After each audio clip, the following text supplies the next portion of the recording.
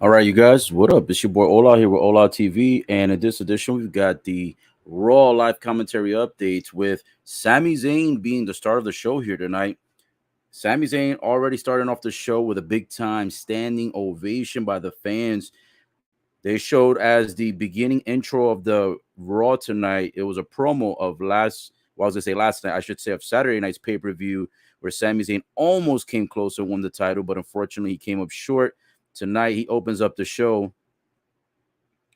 He shows up tonight, and the fans were absolutely ecstatic to hear his music. So Sami Zayn getting a nice ovation, even though he lost Saturday night at the pay per view in the Elimination Chamber. So Sami Zayn right now is on the mic explaining how much gratitude he has to the fans. He's gracious for the pay per view, gracious for the opportunity, gracious for the big match that they put Saturday night, him against Roman Reigns, and he says he's also gracious, of course, to the WWE universe, his followers, his fans, his supporters, and now the fans chanting for him, "You deserve it." And then for those of you that don't know, he was also at the post conference after the pay per view. He felt a little bit strange after the pay per view was done, but afterwards he started to feel a little bit more proud of himself and gracious of the opportunity to have put such a good match against Roman Reigns that night. And now he's given the opportunity for the fans to continue chanting and chanting and cheering him on. And it looks like Sami Zayn is going to go ahead and give us a couple more choice of words.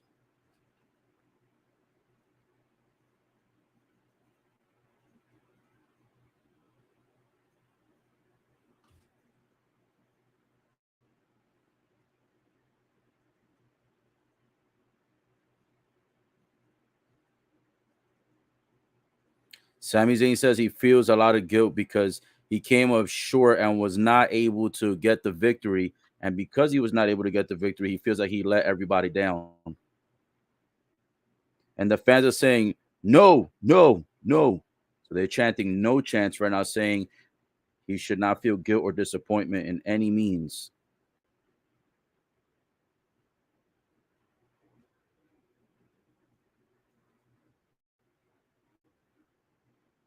And now he says that around here in the WWE universe, the story is never over.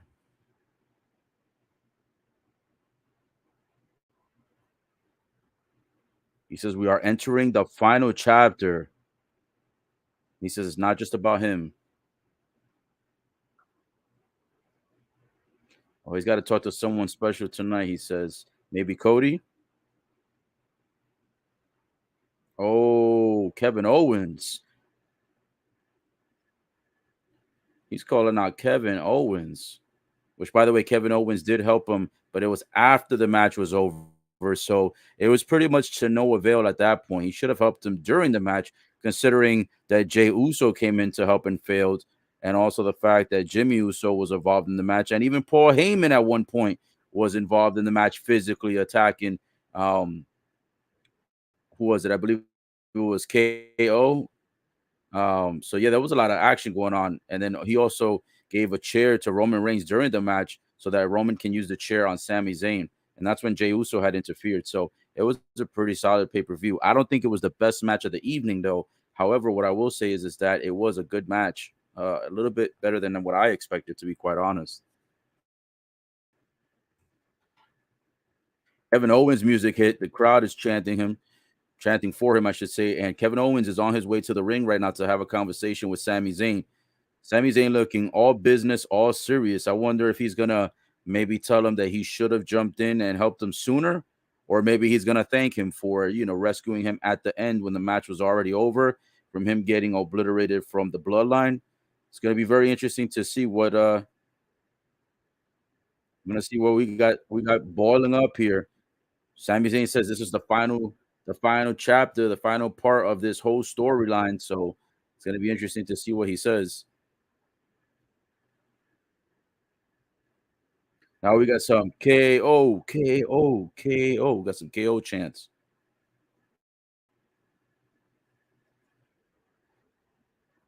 Sami Zayn says, I want to say a lot to you, but now that you're standing here, I don't know what to say.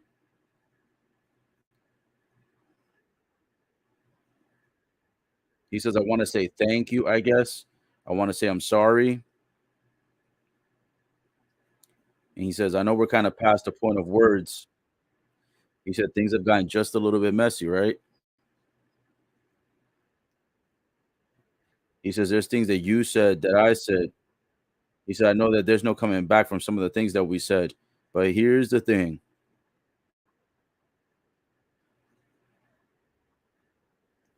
Now he's trying to amp it up by saying, that KO has talked for a while about taking down the Bloodline.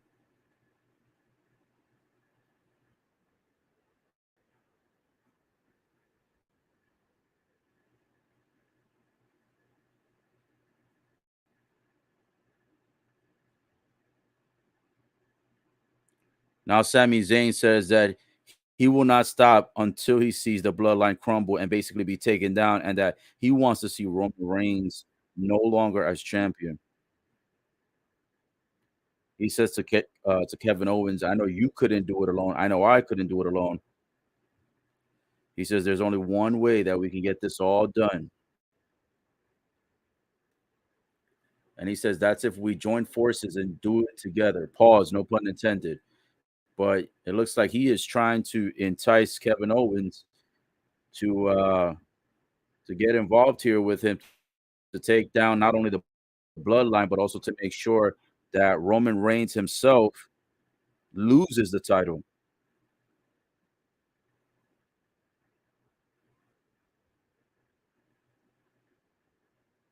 Kevin Owens said he doesn't need an apology from him because he says, "What I did Saturday had nothing to do with you."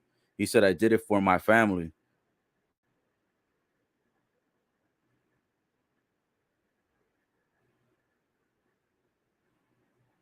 Oh, now Kevin Owens talking smack, saying he did it for himself.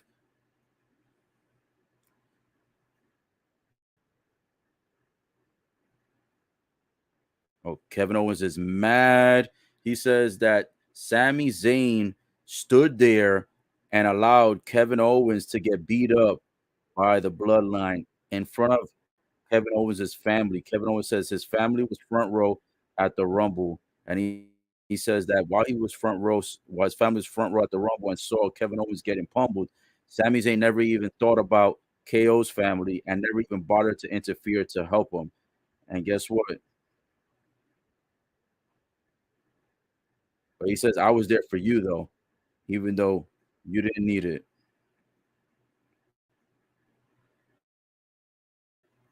Oh man, Kevin Owens says now, "If you need help taking down the bloodline, I'm not here for you anymore." He says, "I said what I said, and if you want to take the bloodline down, you can go ahead and do it with Jay." He says, "Do it with your buddy, your best buddy, Jay," meaning AKA Jay Uso. Wow, what a way to deflate the whole stadium, man. An erratic case of emotions that just picked up here to start Raw, man, a roller coaster. We've got Sami Zayn first very happy, and Sami Zayn was, like, excited and ecstatic with the audience. Kevin Owens comes out. We thought maybe Kevin Owens was gonna possibly join forces again with Sami Zayn and make it a possibility to be able to take down the bloodline, and instead, we get a complete 180 from Kevin Owens. Man, oh man, Kevin Owens said, "You know what? Forget about it. You can go ahead and do this yourself, my friend." He said, "Go ahead and do it with your friend Jay Uso. That's your BFF." He goes, "We ain't been friends for a while. We haven't talked for a while." And he says, "And you basically didn't look out for me at the Rumble when you could have." So, sheesh. Kevin Owens having no mercy on Sami Zayn. But you know what? If you really think about it, I mean, what are you gonna do, right? He really wasn't there when Kevin Owens was getting pummeled at the Rumble. And now you know what? It kinda makes sense now that since Sami Zayn didn't help Kevin Owens to win at the Rumble, maybe that's why Kevin Owens didn't help Sami Zayn to win at the, Elimination Chamber. Maybe that's why he came after the match instead of during the match. So a very interesting plot twist. Did not expect that, but that actually does add up and make more sense now. That answers a lot of questions. Oh, no! And Corbin coming out of nowhere attacking Sami Zayn. What is going on here? And now he bashes Sami Zayn into the near the fans, near the barricade area by the entranceway. I have no idea why Baron Corbin is even out here. I have no idea why he's attacking Sami Zayn unexpectedly, but Sami Zayn tonight started with the good, positive, cheap pop, getting the fans on his side. Then Kevin Owens comes out and pretty much tells him, "Our friendship has been done. I'm not gonna help you with anything." And then you get Corbin, who sneak attacks Sami Zayn, who was getting ready to exit the stadium, sneak attacks him near the Titantron area, near the entranceway. Sami Zayn not starting this night not so well, man. It's been a tough start for Sami Zayn. Man, oh man.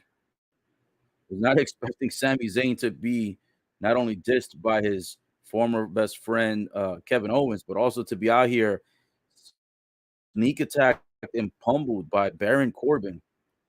Surprised Baron Corbin is still even around. This guy is like a non-factor. Oh, and Sami Zayn gets on his feet, and now he's switching punches back and forth with Baron Corbin now, and there's a bunch of referees that came from backstage looking to break things up between the two. But man, oh man, oh, now Baron Corbin runs back to Sami Zayn and knocks him down to the ground with a punch across the top of the scalp. I don't know what's going on. These guys, they're feuding out here like they've been a rivalry for years. And now they got more staff officials from the backstage coming out here trying to hold Corbin back. Nobody able to hold Corbin. Sami Zayn getting attacked again by Corbin, and Corbin bashes Sami Zayn's face into the LED Titantron near the entranceway. Man, I don't know what's going on, but Corbin has become ruthless. I guess all these losses that he's been adding to his wins and loss column, he must be super frustrated and is deciding to change things around completely. Woo! Sofa Rosa says hi. Hello, Sofa Rosa. Man, oh man, Corbin out here. He's not happy Corbin. He's not sad Corbin. He's not $1 million Corbin. He's not the modern day wrestling god Corbin. He is just like frustrated Corbin.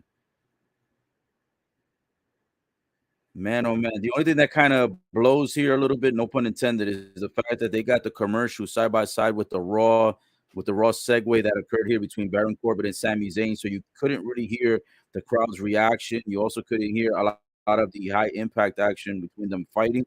So yeah, they took a wrong time to be doing these commercials. You see the action visually, but you can't hear anything. They're still giving this side by side commercial with the Raw live content tonight. WWE, man, bad timing, or I should say USA, bad timing USA to be promoting commercials during the beginning of Raw. I've never seen them do this before. Very, very lackluster for them to do that. But Sami Zayn, nonetheless, man, getting pummeled here tonight. Sami Zayn is absolutely obliterated on the outside stage. And now Corbin is on the microphone.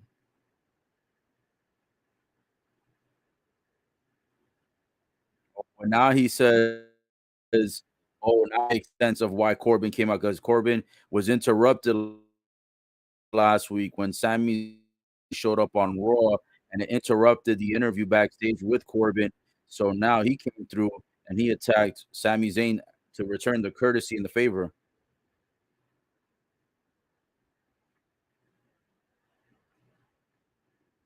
Oh, now Corbin talking smack, saying he was the last person that defeated Roman Reigns.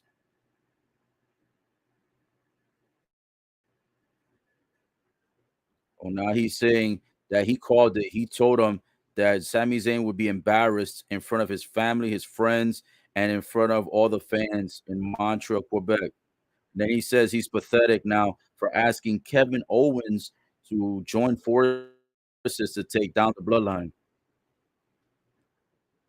Now Adam Pearce is trying to hold Sami Zayn back as well. And Baron Corbin going deep, man. He's over here talking about that everything. Well, hold on.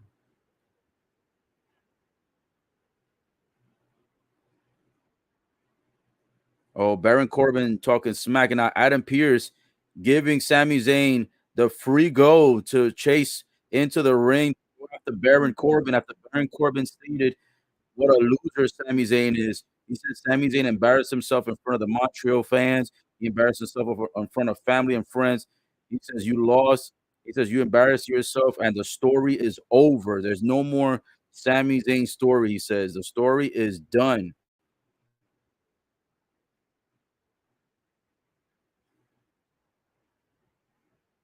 And now the referee calls for ringing the bell, and the match is officially started. Match was not expected to be here tonight to start the show, but Sami Zayn and Baron Corbin on the outside of the ring. Sami bashing Corbin's face into the announcer's desk, face first. Ooh, and now Sami bashes Corbin's face into the outside ring post. I mean, I'll tell you what, Corbin ain't lying though. He did feel embarrassed that he lost. So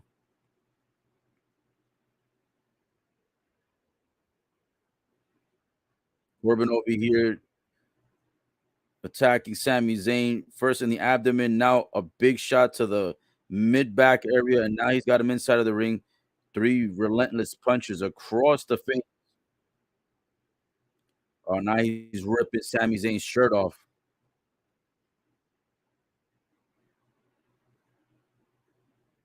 Oh, here we go. Corbin out here pointing out all the cut marks on the back of Sami Zayn, acting as if he's the one that injured Sami, when in reality, that was from Saturday's pay-per-view when Sami Zayn got brutalized by the chair shots. But Corbin trying to take the credit for it as if he's the one that obliterated Sami Zayn, and it actually was not him, even though he did get an unfair advantage earlier tonight. Sami Zayn gets thrown to the ropes, bounces off the ropes, and then punches Corbin in the face. I'll tell you what, these guys right now are a little bit sloppy on their moves. Sami Zayn gets thrown to the corner by Corbin. Sami gets out the way when Corbin goes for the elbow drop. Oh, Sami jumps off the ropes and catches a choke slam backbreaker on the knee of Corbin. Man, goes for an immediate pin, but Sami Zayn kicks out after two. Sami Zayn right now grabbing his lower back and starting to roll out of the ring. Sheesh. Who else we got here? We got Stephen Game says hello. What's going on, Stephen Game? Nice to see you on the chat tonight for today's broadcast. And and now Baron just taking Sami Zayn and bashing his lower back into the front portion of the barricade near the fans of the outside of the ring. Tell you what, Sami Zayn looking like that lower back is really starting to take a toll on him. I don't know if he's injured for real or not, but there's definitely some type of stress factor going on his lower back right now. Sami Zayn right now in the corner, starting to slip away. Corbin has got him, throwing him to the other corner, then reverses, then throws him to the same corner. Sami Zayn's body flips off of the ropes and lands onto the mat, and he continues to grab his back. Man, Sami Zayn's upper back region has all kinds of scrapes and bruises and cuts and blood. Like, that dude's back is looking insane, bro. Sheesh. He got obliterated Saturday night in the chamber match by Roman Reigns and Jimmy Uso. And then now the additional impact by Corbin, just taking a toll right now on Sami Zayn. Massive elbow shots by Corbin on the lower back of Sami Zayn. Sami Zayn right now, he's about to lose this match. Two losses in within 72 hours is gonna be quite interesting, because if he loses to Corbin tonight, that's gonna be crazy, to be honest, because nobody, and I mean nobody, loses to Corbin. At least not in the last year. No one has really lost to Corbin, so it's gonna be interesting to see how this all develops. Now both guys are switching punches across the face, but now Sami Zayn seems to be getting the advantage, and now a couple of elbow shots across the dome of Corbin, courtesy of Sami Zayn. Corbin falls to the mat. Sami leaps off the third rope, a nice body to body, and goes for the immediate pin, but Corbin kicks out after two. Man, oh man. These guys right now trying to put on a nice little intro starting. But man, Sami Zayn is grabbing his lower back like a lot. Like, I mean, he is grabbing his lower back like he's got like a spinal cord injury or something. Or maybe like maybe he might have like hurt like a muscle or something. I don't know. But he keeps grabbing his lower back. Like, you know how sometimes guys will act like something hurts, for the purpose of making the action look more believable. Sami Zayn is not looking like he's making it more believable, excuse me. Sami Zayn looks like he is legit in serious pain in his lower back area. Man, and Corbin right now with a couple of kicking knee shots to the lower back area. Sami Zayn's lower back is getting no type of opportunity to rest up right now. This is crazy right now. Now he's got Sami Zayn on his shoulder, holding him in a submission hold, taking more of a toll on the lower back. Sami Zayn versus Baron Corbin is the opening match here tonight after Sami Zayn had a couple of words with the fans and then also had a couple of words with Kevin Owens. Kevin Owens basically said he's not his friend and he is not gonna help him take down the Bloodline. Sami Zayn with a big boot across Corbin's face. Now he leaps off the second rope and drops a massive elbow shot again to the top of Corbin's head. No pun intended. Another elbow shot off the second rope again, taking Corbin down. And if I'm not mistaken, I think they're in Canada again tonight. So maybe that's why Sami Zayn was getting a massive ovation, similar to how he got one on SmackDown and on the pay-per-view of Elimination Chamber. Sami Zayn runs to the top, leaps off of the rope, and does a nice little spinning DDT. Goes for the pin, but it's a kick out after two. Corbin not allowing himself to lose this match. I'll tell you what, even though Corbin kind of, he sucks and he's not that great of a wrestler, I will say this, he at least has improved on the length of his matches. His matches have gotten a little bit better, but he's still, as a whole persona overall, not that great. He's probably gonna lose to Sammy tonight, but we're still yet to see. Well, now Corbin back on his feet, chops. Woo! Sami Zayn across the chin. Corbin goes running towards Sammy and he throws him over the third rope. Now Sammy is running rope to rope, leaps over and lands on Corbin, taking him out, leaping over the third ropes. And he goes grabbing his lower back again. I'm telling you, I honestly think that Sami Zayn is fighting to get over his lower back injury, bro. His lower back is definitely bothering him. Something happened tonight where his lower back is like just massively hurting him. But nonetheless, he's still putting on a big match here tonight to open up Monday Night Raw. Somebody in the front row has a sign that says, "Do not destroy this sign." Oh man, Sami Zayn took Corbin into the ring, goes running towards his direction, and Corbin gets a clothesline on Sami Zayn that flips him inside out. And now Corbin, massive elbow shots to the lower back of Sami Zayn. Man, Sammy's back is looking atrocious, man.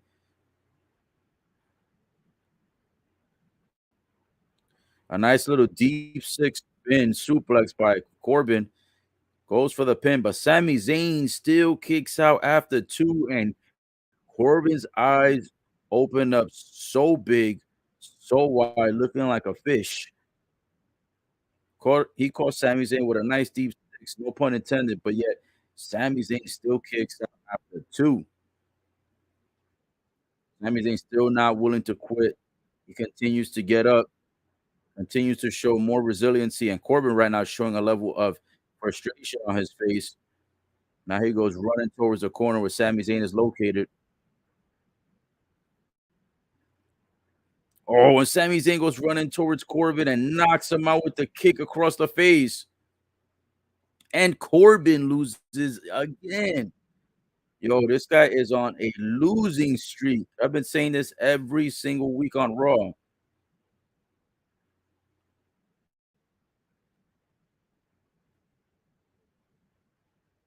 And Sami Zayn, even after the match is over, is still grabbing onto his lower back. There's definitely something wrong with Sami Zayn's back, bro. He's been showing like a lot of care, lower back, like grabbing onto it, trying to basically trying to massage his back a little bit. His lower back has definitely got to be injured. Maybe he sprained something. Maybe he tore something. I don't know. Maybe his spinal cord might have been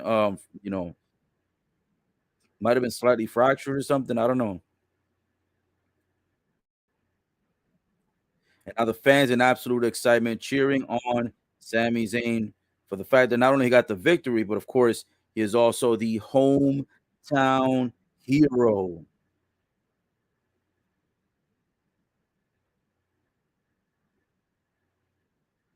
And now it looks like they're gonna go into a promo recap of the Gritlock couple, aka Edge and Beth Phoenix, when they went on a tag team competition against the Judgment Day and actually found a way to get the victory. To be honest, there was so many interferences there with Dominic. It almost looked like Judgment Day was gonna get the victory, but Edge and Beth Phoenix were able to come up big at the pay-per-view. To be honest, woo! Excuse me. To be honest, I think that that match was probably one of the best matches of the night. I think that was one of the highlight matches of the evening. The 2 chamber matches were phenomenal at the pay-per-view, the women's and the men's chamber match, and the tag team match was also phenomenal. I would say those are the top 3 matches of the 5 of the evening. Hard to put them in order, to be honest.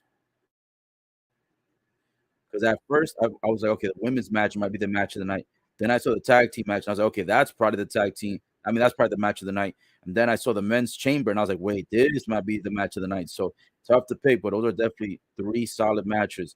And also in the post conference, right? For those of you that did not get to see the chamber, there was a post conference, and at the post conference, um, the first person. Wait, hold on a second here.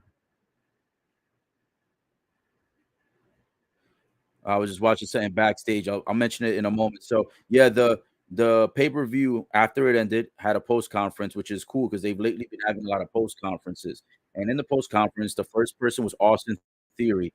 Austin Theory was being asked a couple questions where he kind of got irritated and offended, and he basically took his anger out on everybody that was there at the media. As far as the type of questions they were asking. So he says he wanted to do an open challenge and says nobody has beaten him. He's had the United States title for such a long time, and he says that he believes that he needs to do an open challenge because there's nobody good enough in the roster. So right after he finished being interviewed, the next people that joined the post conference was Edge and Beth Phoenix. And after Edge answered all the questions for the media, the last thing he says, you know what? I haven't been in regular action for a while, and he says, "You know what? I'm gonna take the open challenge." So Edge decided to take the open challenge, and tonight they're gonna have the United States Championship on the line. 2 days after the Chamber, 2 days after Austin Theory defended the title and won, defending the title successfully against 5 other opponents. He's gonna do it again tonight, 48 hours later, and defend the championship. But this time, one-on-one competition, and it's gonna be against Edge. So it's gonna be interesting to see. Is Edge gonna finally be one of the people that dethrones the United States champ in Austin Theory, or will Austin Theory continue to show why it is that he is the United States champ and get the victory over Edge here tonight on Raw? So yes, that is one of the matches that will be later on this evening. That's gonna be a good one. I'm looking forward to seeing that one. Those guys are pretty evenly matched, so I think that's gonna be a really good match. All right, right now it's still on a commercial break. Let me take a moment here to make sure that we have everybody here live. And guys, drop any ideas, comments, suggestions, predictions of tonight's Raw. Also, drop any comments of what you thought about the Chamber. Did you watch the pay per view? Did you watch the live stream that I did? Did you do both? Maybe. Did you feel that the Chamber was good? I read a lot of the comments for the Chamber on Instagram, and a lot of people said that they loved the entire pay per view. I think the pay per view was really good. Some of the eliminations, though, on the Chamber for the women, I was very upset about the way they eliminated Raquel Rodriguez and Liv Morgan specifically. Those eliminations make no sense, but they were obviously eliminated. Asuka ended up winning the women's chamber. So if you missed it, Asuka was the winner. Asuka is going to be the one facing Bianca Belair for the WWE Raw Women's Championship, and that will be at WrestleMania. We don't know if it's night number 1 or night number 2, but nonetheless, Asuka and Bianca Belair are fighting for the Raw title. And then, of course, you guys already know from SmackDown, Charlotte and Rhea Ripley, that's already been predetermined prior to this pay-per-view.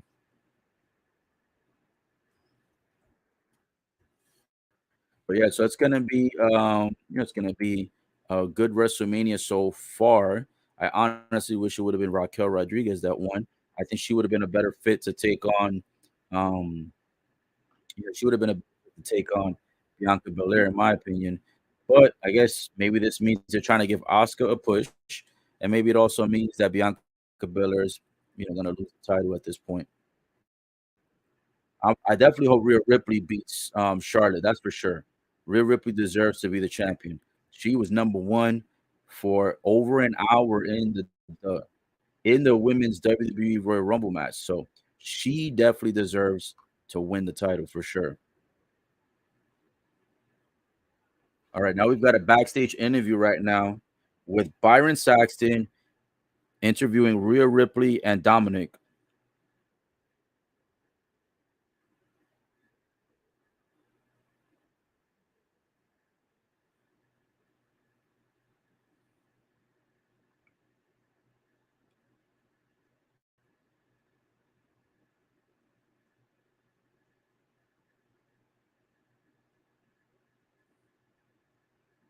Rhea Ripley says that her mind is no longer set on the chamber.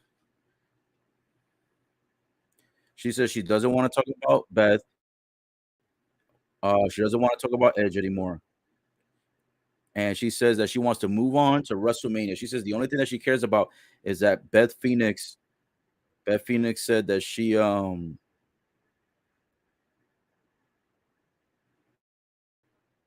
Beth Phoenix basically said that she's gonna move forward because I mean, Rhea Ripley says that Beth Phoenix pretty much gave her props after the match was over, and that Beth Phoenix came to the realization that Rhea Ripley is the real deal, and Rhea Ripley is most definitely, something to be reckoned with in the WWE.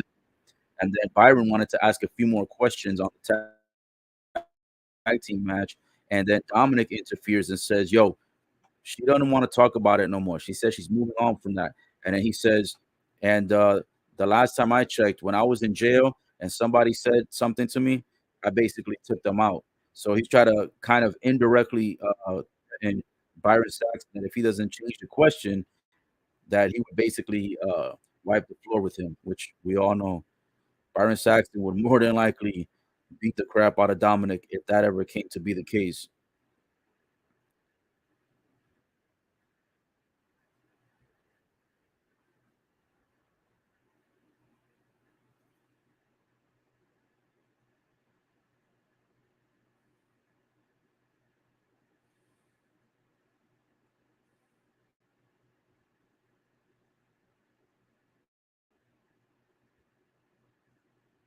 Now, Rhea Ripley tells Byron Saxton that the interview is pretty much over after only about 2 or 3 questions, and Dominic appears to be to join Rhea. He says that, let me see, he says his dad is gonna be on the program this Friday, and therefore he wants to go ahead and, pay him a little bit of a surprise because Rey Mysterio has come back to the normal programming. So that's going to be interesting to see what's going to happen and what's going to develop this Friday on SmackDown between Dominic and his dad. And he continues to call his dad a deadbeat dad, even through the interview with Byron Saxton. So again, Dominic having no respect for his dad, doesn't give two F's. And for him, I guess he's just trying to build his own legacy, as he said every week. Now they're showing the replay from the Elimination Chamber from 2 nights ago when the idiotic Logan Paul interfered into the chamber match and then did the finisher to Seth Rollins. For those that didn't watch, Seth Rollins caught his own finisher. He caught the stomp finisher by Logan Paul, and that ended up helping Austin Theory to then plant his own finisher and then win it 1, 2, 3 to retain the US Championship.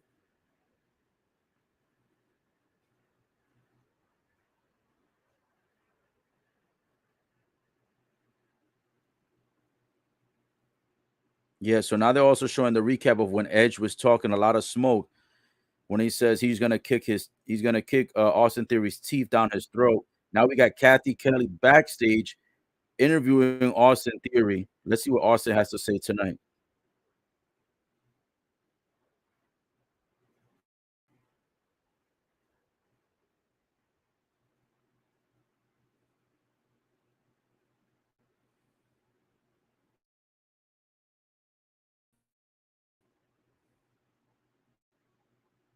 Yo, Austin Theory got this like massive mark across his the right side of his forehead. You could tell that they took a toll on him at the chamber.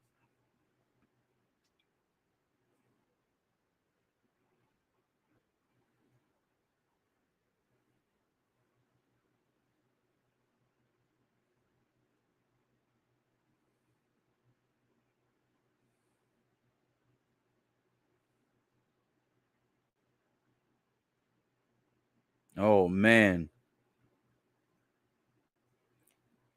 Austin Theory, he said the same thing at the post conference that he's basically saying right now. He says, "You know what?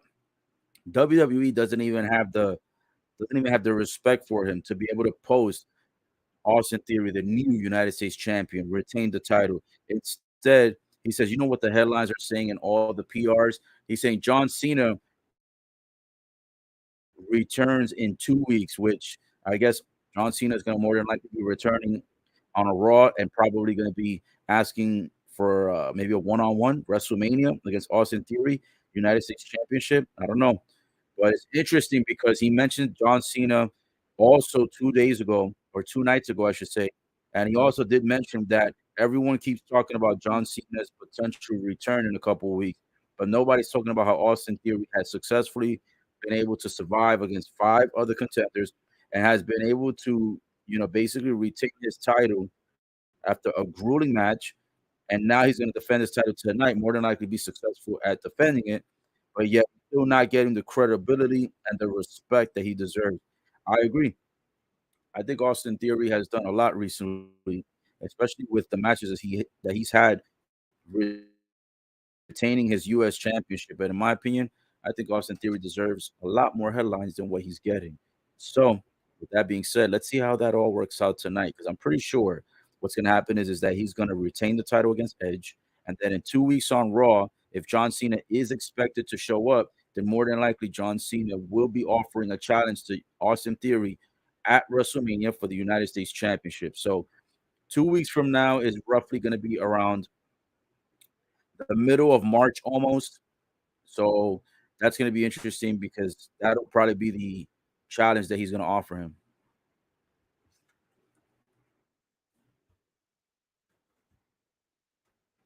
Right now, let me see what we got. We got a commercial break, so bear with me here just a moment. Let me make sure I sent my links to everybody. Yeah, looks like everything's good. All right, so we're all set. Let me also take a moment to see if there's any other comments in the chat. All right, I don't see any new comments at this time. No problem.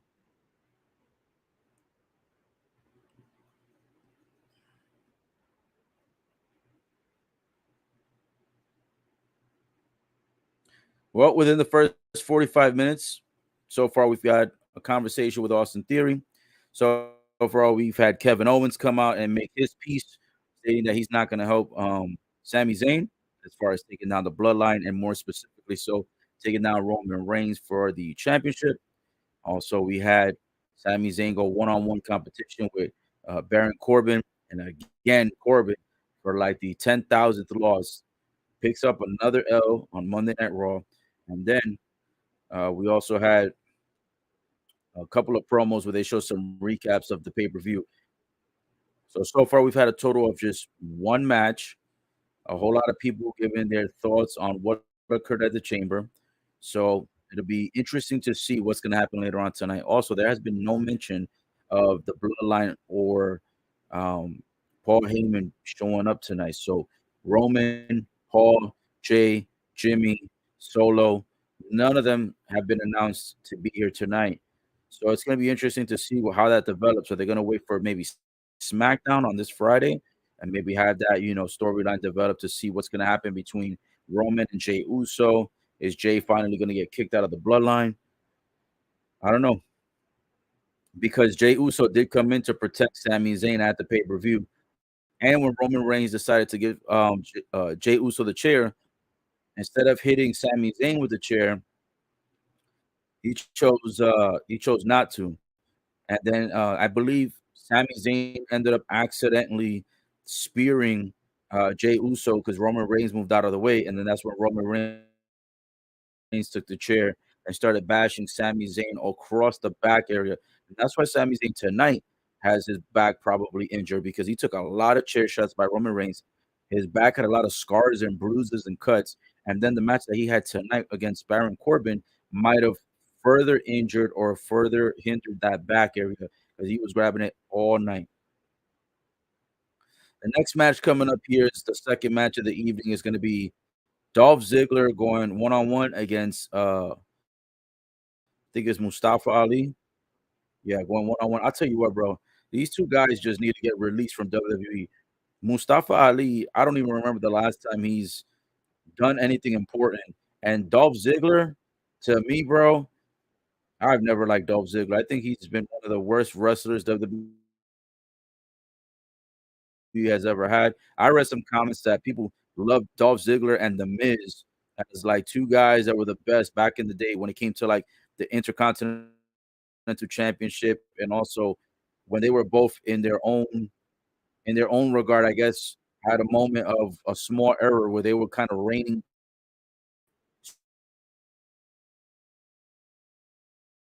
strong in WWE. I would say, man, both of those guys never really had their own era. They might have had a couple of contended for a long time, and even when they were younger, they weren't that relevant, to be quite honest.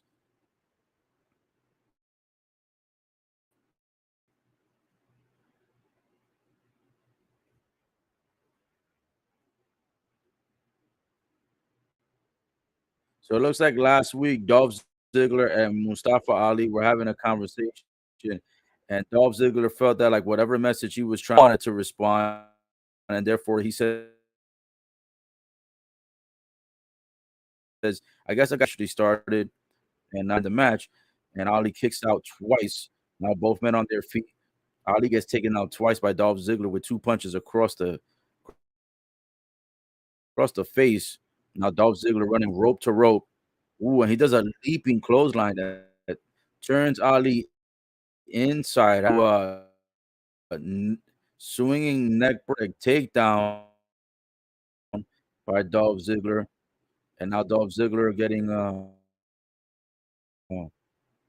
getting a little bit hyped, and Ali jumps out through the first rope, making sure he doesn't get to the ring, and Ali pulls him by the neck and chokes him out on the third rope for a quick snap to get the, unfair advantage. Now we got Mustafa Ali in the center of the ring, stomping his feet across the face of Dolph Ziggler's face. Now he grabs Dolph Ziggler by his mouth and just starts trying to rip his mouth apart.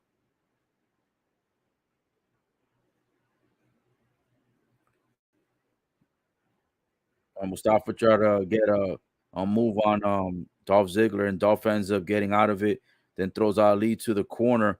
And when he runs after him, Ali gives him a nice, massive boot across the face, taking down Dolph Ziggler temporarily.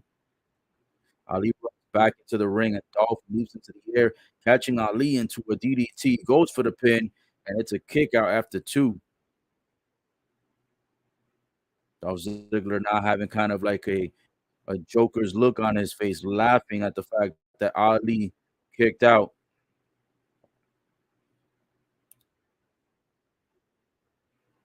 Now, Dolph Ziggler, a kick, oh man, kicks Ali in the knee, goes for the famous, oh, but it looks like it was blocked by Ali, rolls up Dolph Ziggler, and Ali wins with no finisher, defeats Dolph Ziggler with a roll up pin. Oh man. And both guys have a surprise on their face. Ali's over here with a big smile on his face.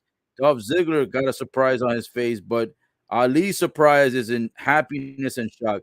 Dolph Ziggler is in frustration and shock. Wow, what a quick squash match by Ali over Dolph Ziggler. I'll tell you the truth, man. Dolph Ziggler is just, I don't know, man. a enhanced modified version of Baron Corbin where he comes in and just loses and loses and loses every single match that he has.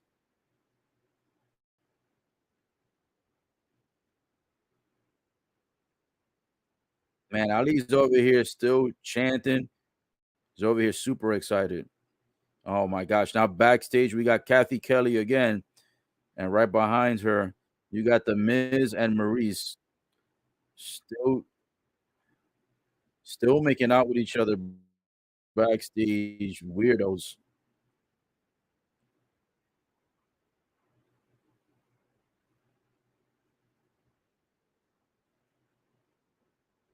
Oh my god, The Miz and Maurice now with these cheap jokes.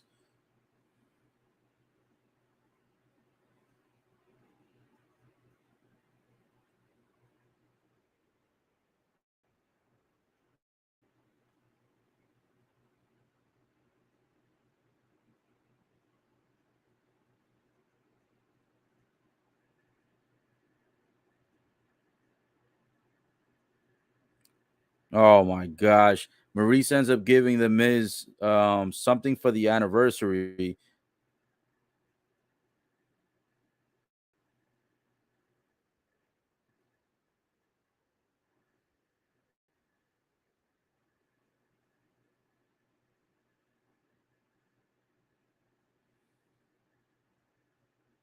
This backstage thing is so boring. So Maurice gives The Miz some type of a gold card, and it looks like Kathy Kelly was trying to get an idea of what the card actually says. And The Miz, instead of announcing what the card says, instead he ends up telling us he's gonna, publicize it next week on Raw.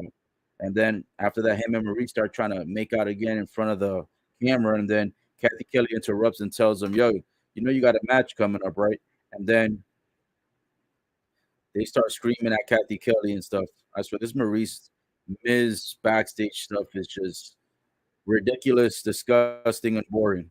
Don't nobody want to see the Miz and Maurice making out, bro. Y'all got 2 kids. Y'all got your own show already to do that kind of nonsense.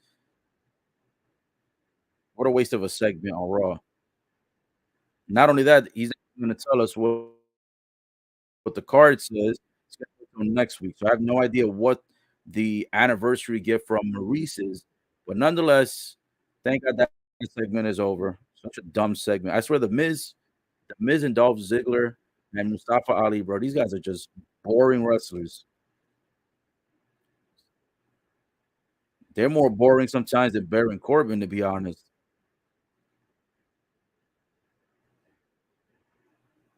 Yeah, they gotta find something else for these guys to do, to be quite honest. Well, now it's gonna be another commercial break. All right. Since it's a commercial break, let me take a quick 15, 20 seconds here to get a quick drink of water. No adult beverages today. Only did that for the pay-per-view. I'll be right back.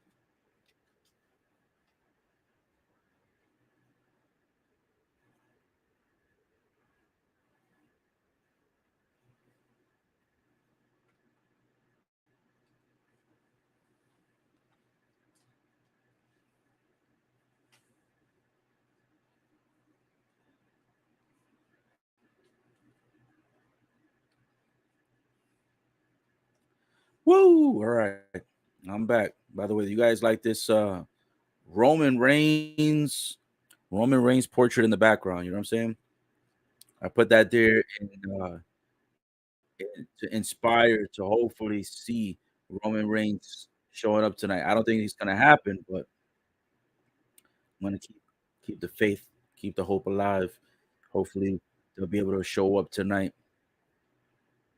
However, they also haven't really talked much about the whole match. I mean, they talked a little bit about the Sami Zayn Roman Reigns situation when Sami was out here, but they never went any deeper into it as far as are they gonna finally tell us what is the status of the entire bloodline?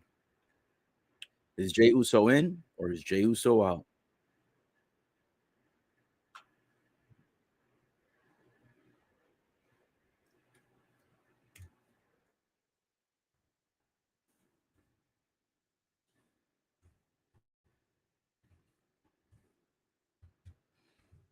Mm, still on a commercial break.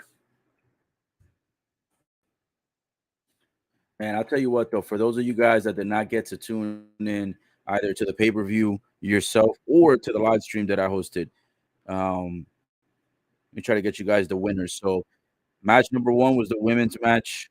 Oscar won. Match number two, Brock Lesnar versus Bobby Lashley. Bobby Lashley match technicality. He had Brock Lesnar in the hurt lock. While he had him in the hurt lock, Brock Lesnar could not break out of it. He started turning red. Then his face started turning kind of like purplish. It looks like he was losing kind of like some oxygen. At that point, he ends up doing a back kick. He kicked some towards behind himself, and that kick ended up landing into the genital area of Bobby Lashley. The referee saw it, called it a DQ. The match ended like that, and then Bobby Lashley was awarded the winner. Also, for those that didn't know, Bray Wyatt on SmackDown this past Friday mentioned that whoever wins that match, he wants to face them one on one, I believe, at WrestleMania. Therefore, since Bobby Lashley won by technicality of a disqualification, that would mean that Bobby Lashley and Bray Wyatt should be having a match one on one coming up for the WrestleMania pay per view in April.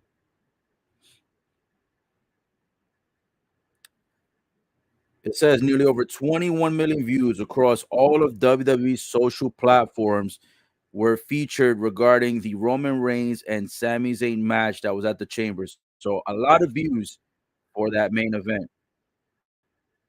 A lot of views. All right.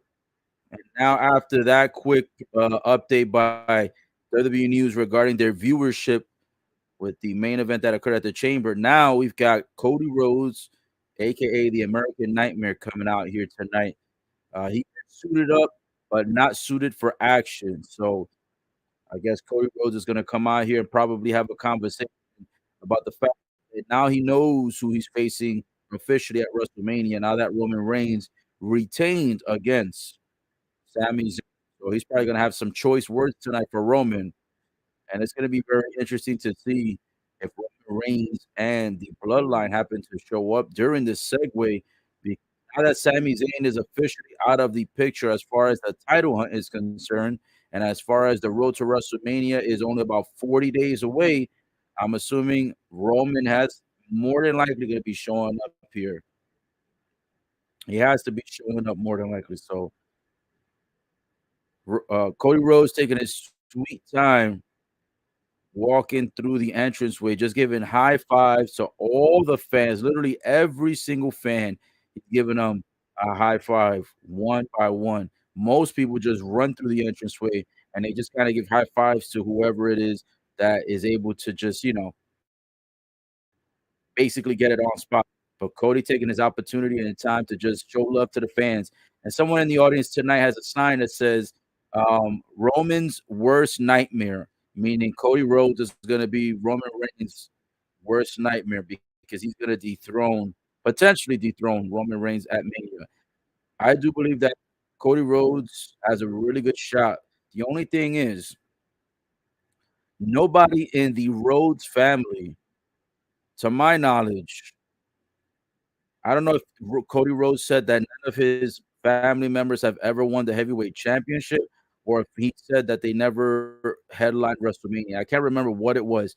Um, but I think I think Dusty Rhodes won the heavyweight. Let me double check on that. Because I was gonna say if nobody in his family has ever won it, that would make him the first if he wins it. But I don't think he's the first. Let me see. Has Dusty Rhodes has it's been a while since checked any throwback WWE stuff. Has Dusty Rhodes ever won the world title? And right now, the fans are cheering on Cody Rhodes as we speak.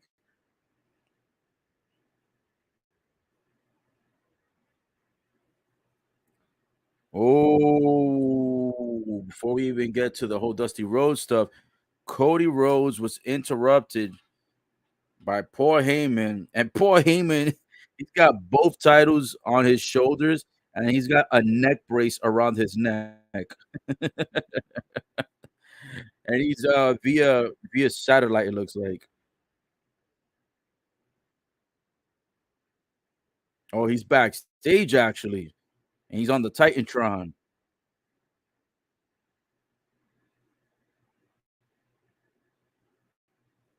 Cody Rhodes trying to entice Paul Heyman to come out to the ring.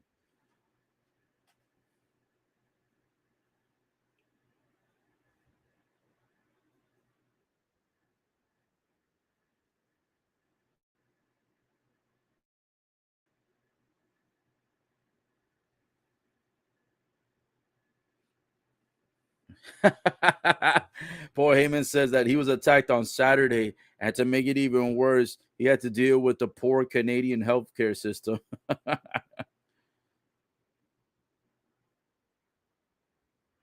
He says, and unfortunately, due to this tragedy, and he's pointing at the neck brace, he's like, I'm not able to go out there at this time. You know what I'm saying?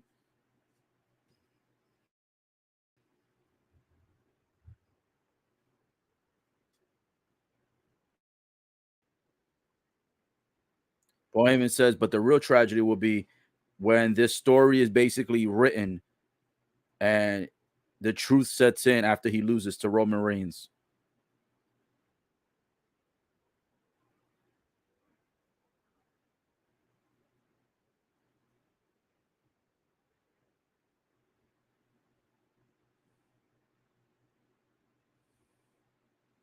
Paul Heyman says, man to man and face to face, you can't beat Roman Reigns. He said the fans can boo all they want, but you can't beat Roman Reigns. Man, he's talking smack right now.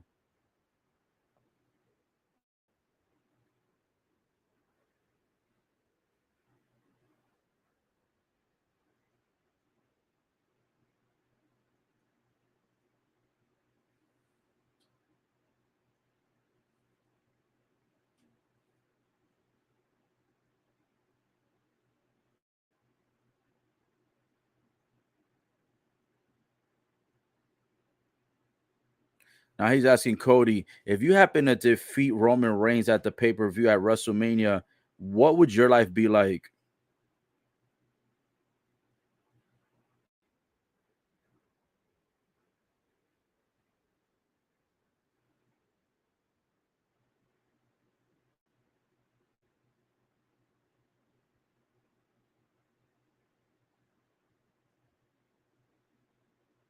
I'm not gonna lie, Paul Heyman looking rough tonight.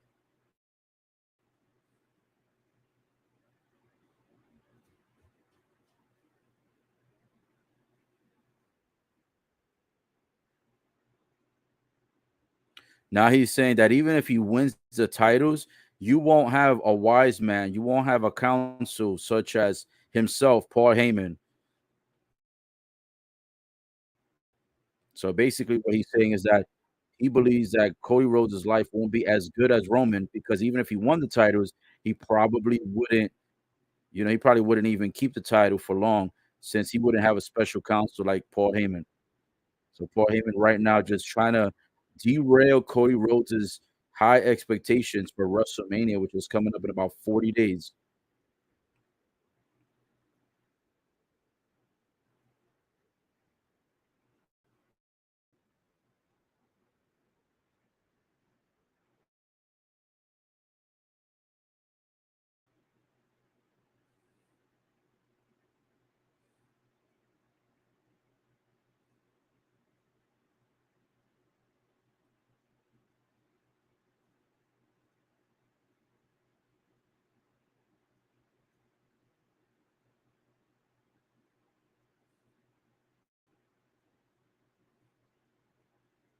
Now he's going through a whole laundry list of things of where he says if you were to become champion, he says you're never going to be home because you're going to be on the road for 305 days.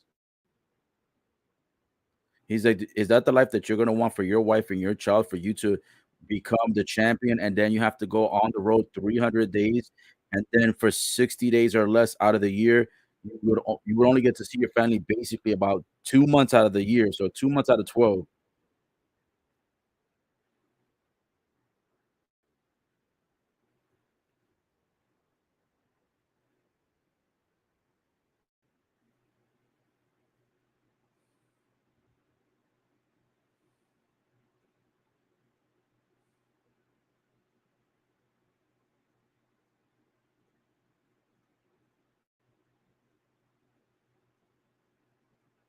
Oh, he's trying to get a low blow.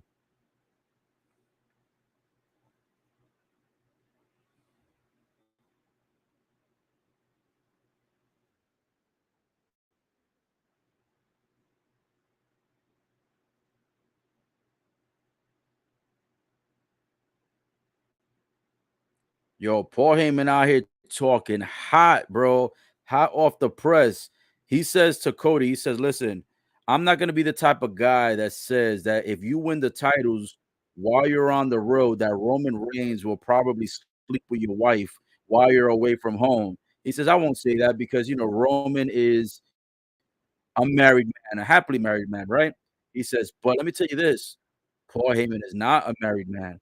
And he says, so while you're gone with the titles, basically, Paul Heyman is going to be trying to clap his wife's cheeks while he's away from home. Man, Paul Heyman out here crazy with the smoke. He looking to smash Cody Rhodes' cheeks. Well, not Cody Rhodes' cheeks, pause. He want to smash Cody Rhodes' wife if Cody wins the titles from Roman Reigns. That boy talking hot.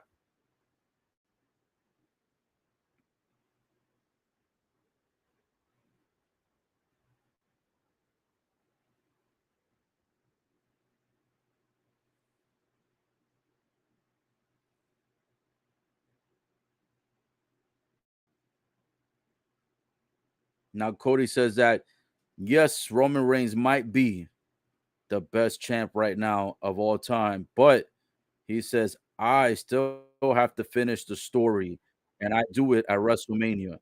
So this segue here with Cody Rhodes was a lot more Paul Heyman than Cody. Man, that boy throwing smoke at Cody's wife, talking about if you win the championships, I can assure you that while you're gone from your wife, I'm gonna be right there to pick up the pieces.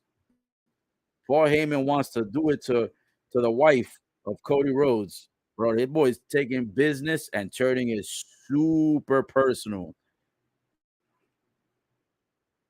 And I'm not gonna lie to you, that deflated the audience. It deflated Cody Rhodes and changed the entire atmosphere in the stadium tonight. Paul Heyman, certified dirtbag. Just when you thought Paul Heyman couldn't get any more unpredictable, and just when you thought Paul Heyman couldn't become a bigger jerk than what he is already, Paul Heyman takes a cheap shot, a verbal cheap shot at the wife of Cody Rhodes. I don't know what to say, man. I'm surprised Cody didn't react a lot more than what he just did. I would have thought Cody Rhodes would have probably ran backstage and looked for Paul Heyman to try to beat him up, but he took that insult to the chin. He didn't even bother doing anything about it. That's crazy. Well, now we got Asuka coming to the ring. They showed the quick promo of her defeating Carmella. They were the last two women at the Elimination Chamber match that started the pay-per-view. Again, I have no idea how Carmella made it to the end. Makes zero sense to me. The last two contenders, in my opinion, should have either been Raquel and Asuka or Raquel and Liv, and then they should have battled it out. And then I think Raquel should have been the winner.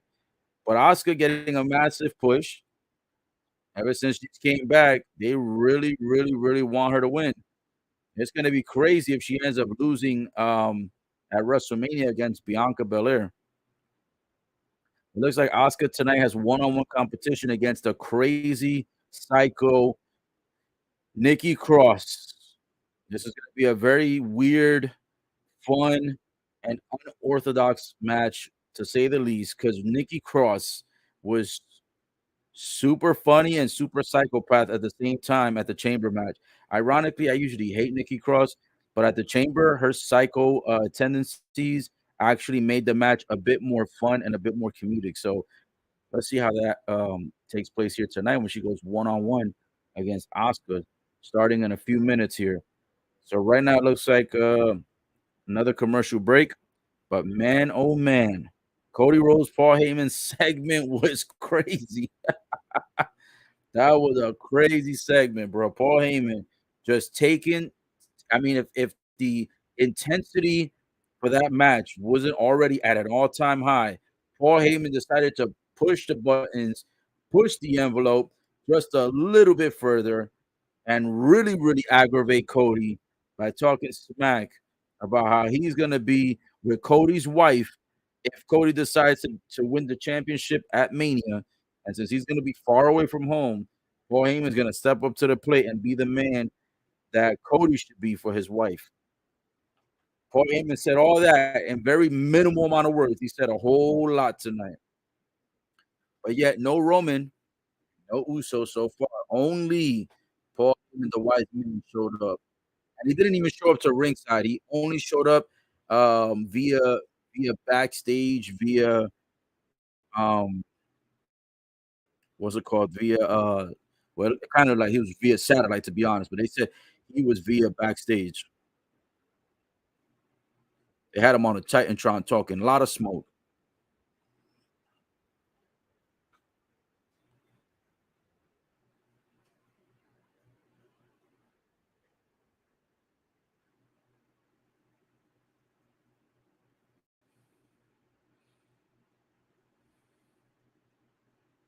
Now they're showing the promo again of Becky Lynch and Becky Lynch playing Batman and Seth Rollins playing the Joker.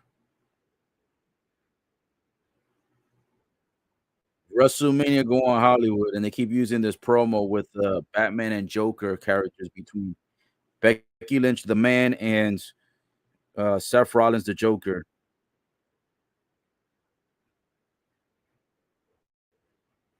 All right. After that promo, it looks like they went to another commercial break. So give me a second here. I'm gonna go ahead and take another drink.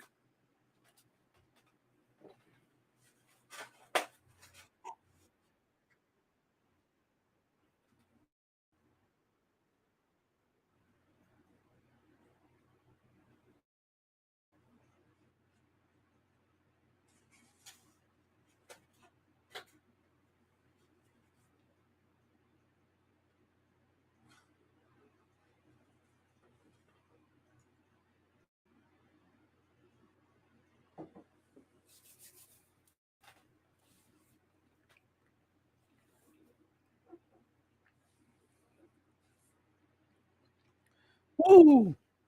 All right, I'm back. Actually, what I also did was because I was feeling a little bit hungry, took a nice quick bite of the chicken tenders and French fries that I ordered from earlier today. So good. After this raw is done, I'm actually gonna finish that up. Let's see. Still on commercial break. All right, let me see any comments from you guys.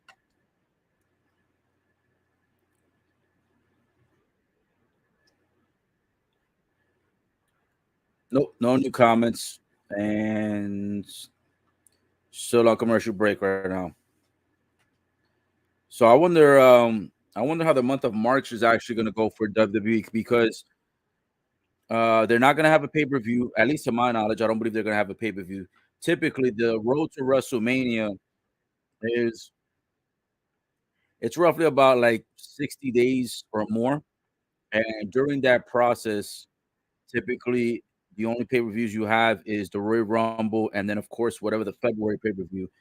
Now, in recent years, like for example, this year, the February pay per view happened to be Elimination Chamber, and then March they typically don't have a pay per view. But I think I'm trying to remember if how far back, but I thought a long time ago in the month of March they had snuck in like a pay per view, like one time for the one time, but I can't remember if that was the case.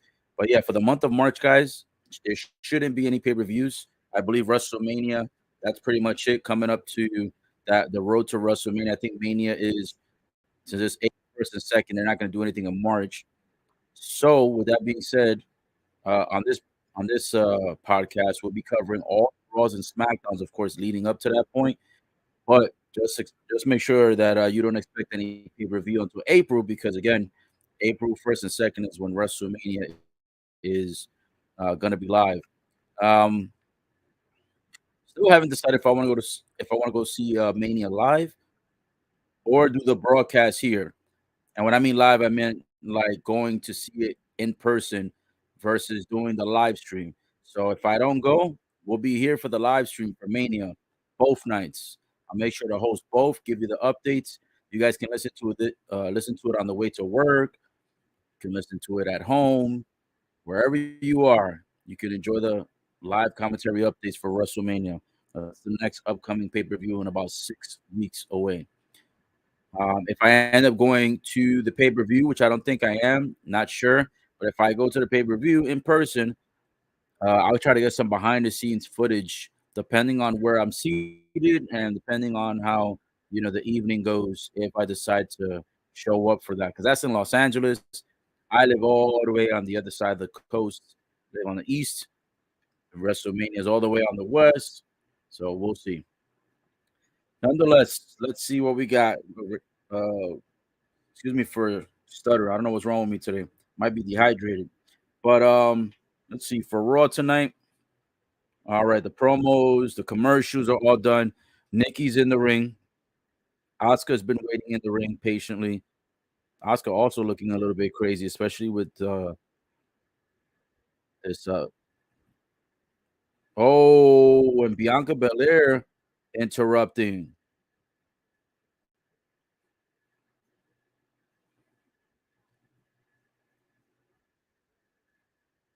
Bianca Belair looking amazing again as usual. Sheesh. That girl right there, Bianca Belair. And we got Asuka and Nikki Cross in the ring, still haven't officially started the match, just admiring Bianca Belair, who's on her way walking to the ring. Yo, I ain't gonna lie, Bianca Belair looked like she gained some extra weight in the right places, if you know what I mean. Looking super curvylicious tonight. She even had one of these old guys who's like in his 60s staring her down. Boy look like he like himself some chocolate. Oh man. And now Nikki Cross over here getting the advantage on Asuka in the beginning of the match, beating her up. Then she tries to get close to her face, and Asuka shoved her. And then Nikki ends up chopping Asuka across the left boob area. Like, and she goes for a cross body, and then catches a boot to the face, courtesy of Asuka. Now Asuka with some knee shots and also pulling Nikki Cross by the hair. Well, she's trying to lift Nikki, but Nikki a little heavy. Nikki lifts Asuka up, puts her legs onto the third rope, so then Asuka breaks out of the possible vertical suplex. Nikki stuck between the second and third rope, and she's getting chopped across the upper chest area. 3 shots by the boots of Asuka, and now both women are hanging on the apron area outside of the ring. Lifts Nikki up and then shoves a knee to her face. Oh man, Asuka went for a hard kick across Nikki's face, and Nikki ducked, and that boot ends up catching the ring post. So Asuka's leg versus the outside ring post, and of course the ring post is gonna win every time.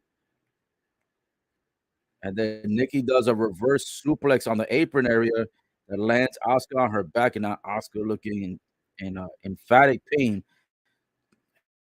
And Nikki over here looking at the fans like a pure psychopath. Not gonna lie, Nikki did lose some weight though. She's looking a little bit more tighter. And now Nikki's screaming at the fans. And then she rolls into the ring to try to break the 10 count. Rolls right back out. And Bianca Belair at ringside next to Corey Graves and Kevin Patrick.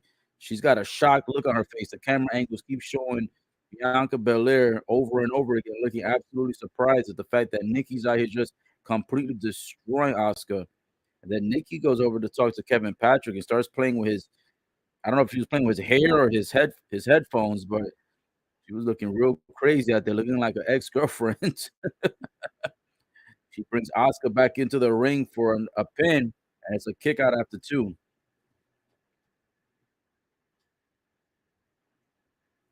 And Nikki Cross now getting kicked by Asuka, but then she picks Asuka up. Asuka throws Nikki to the corner. and she leaps over and lands on top of Nikki. And now a couple of elbow shots on the upper back region. Now she takes Nikki and bashes her face into the third turnbuckle and then pulls her by the hair and then does it again. Now she bashes her brains to the other turnbuckle 3 times over there, 2 times at the first one. Now she's going to the third turnbuckle. Oh, but Nikki kicks Asuka in the abdomen, and now she puts her face into the turnbuckle, pulls her by the hair, and now she's got her wrapped up around the neck and the arm. Ooh, and goes for a nice little spinning neck breaker. Nikki goes for the quick pin. Asuka kicks out after 2, and then Nikki looking psycho, even more psycho as the match goes on. She looks like she's a mixture of happy, sad, and frustrated. I'll tell you what, Nikki's getting a little bit better at selling this psycho girl image. Ooh, now Asuka kicking Nikki in the stomach twice. Now Nikki on top of Asuka, chest to chest, face to face. Referee goes for a count, but it's only a 1 count. Now Nikki's got Asuka in a submission hold. She's got her arm over her shoulder, pulling it back. Asuka looking like she's in a lot of pain. It looks like the fans and Bianca Belair are chanting for Asuka, which is weird because Asuka is, to some degree, Asuka's a heel now. She's not a face anymore. I'll tell you what, WrestleMania this year should be really good. Now Nikki Cross talking smack over to the referee. In this match, the referee is a woman, so if she attacks her, it'd be fair game. Ooh, and a missile dropkick off the second rope by Asuka actually lands onto Nikki Cross, and now Asuka trying to gain some momentum here. She's still laid down on the mat, and the fans chanting Asuka on slightly here. Both women back on their feet. Nikki Cross goes running towards Asuka. Ooh, she gets kicked in the thighs, and then 2 reverse punches in the face, and then 2 more in the thighs, 2 more across the face as far as punches. Oof. And a kick in the abdomen, a kick in the face, and a spinning heel kick across the head as well. And now a German suplex pin by Asuka, but no, she doesn't keep the pin. She lifts Nikki up again. Second German suplex. And now Asuka here trying to see if she can connect a third. Oof. And turns that one into a pin. So 3 German suplexes. So she did a bunch of punches and kicks across different parts of the body of Nikki Cross. Then she ends up doing 3 German suplexes, and the third one turns it into a pin. But Nikki Cross was able to actually be resilient and kick out after 2. But Asuka right now taking it to Nikki Cross, making Nikki look like a rookie right now. Bianca Belair out here looking cute as ever, still at ringside. Oh, and then Nikki Cross was on the outside of the ring. Asuka goes sliding under the first rope. Nikki ends up pulling the Raw logo from the apron side, and Asuka gets stuck in it. And then Nikki starts beating up on her relentlessly.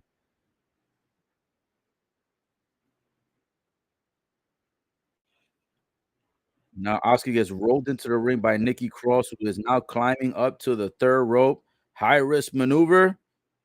Oh, when Asuka sees her, she punches Nikki in the face.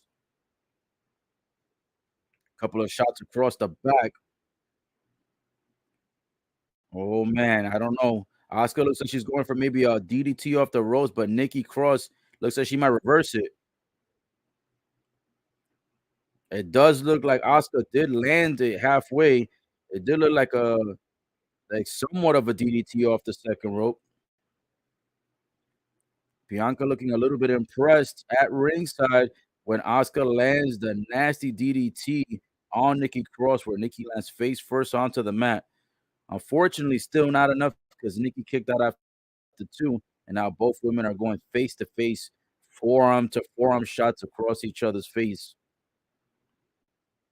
Oh man, a nasty kick across the chest of Nikki Cross, and Nikki just laughing over here, while Asuka's over here beating her with the kicks across the chest. Nikki looking like she's not even phased by it. Nikki starts slapping her own self in the face, and then Asuka with another kick. Oh, this one she misses now.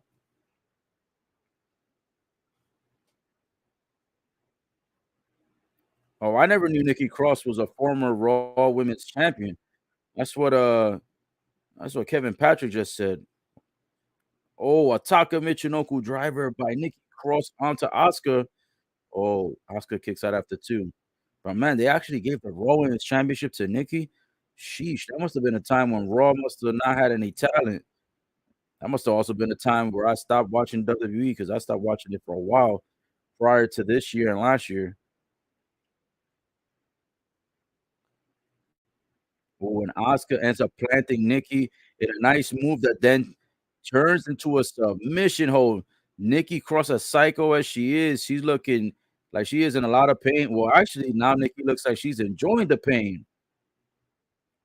Well, Nikki Cross's arm's about to rip out. Nikki Cross never even tapped though. She looked like she was enjoying all the pain, but the referee ends up stopping the match anyways. Well, Asuka gets the victory by submission, but I don't recall seeing Nikki Cross tapping out at all. She was smiling and laughing the more that Asuka applied more pressure.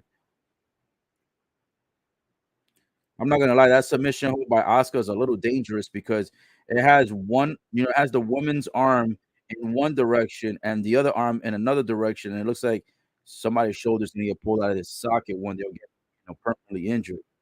Oh, now Asuka's in the ring with Bianca Belair. Bianca got in the center of the ring. Yo, Bianca looking, whoo, she looking like a hot chocolate sundae.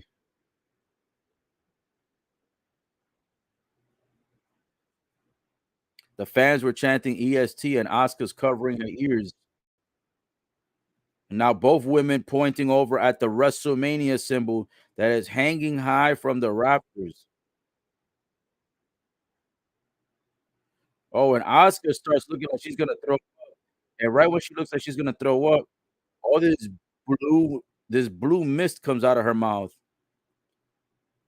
And Asuka looking like a pure psycho. And Bianca Belair is over here looking shocked as to say, I have no idea what this girl is thinking, but Bianca Belair looking a little bit terrified, terrified of Asuka's blue mist. Sheesh.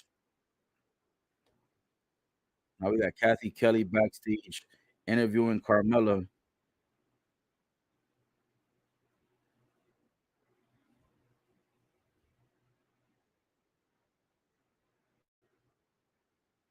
Yeah, everybody's being so rude to Kathy Kelly tonight. I'm like, bro, she's just asking the questions.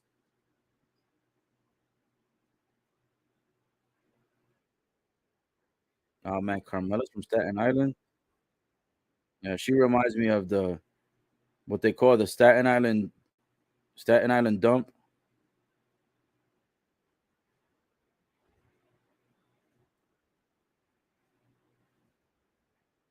Well, Carmella's gone now. Kathy is trying to find Seth.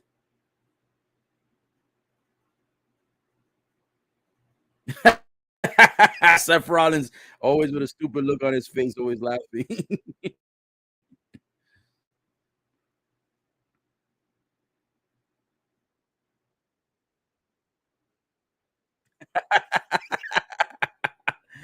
Seth Rollins says this is the second time that Logan Paul does this, getting into my plans, trying to ruin something for me at WrestleMania. He goes, he thinks this is a game, huh? Seth Rollins, man, this guy's a character.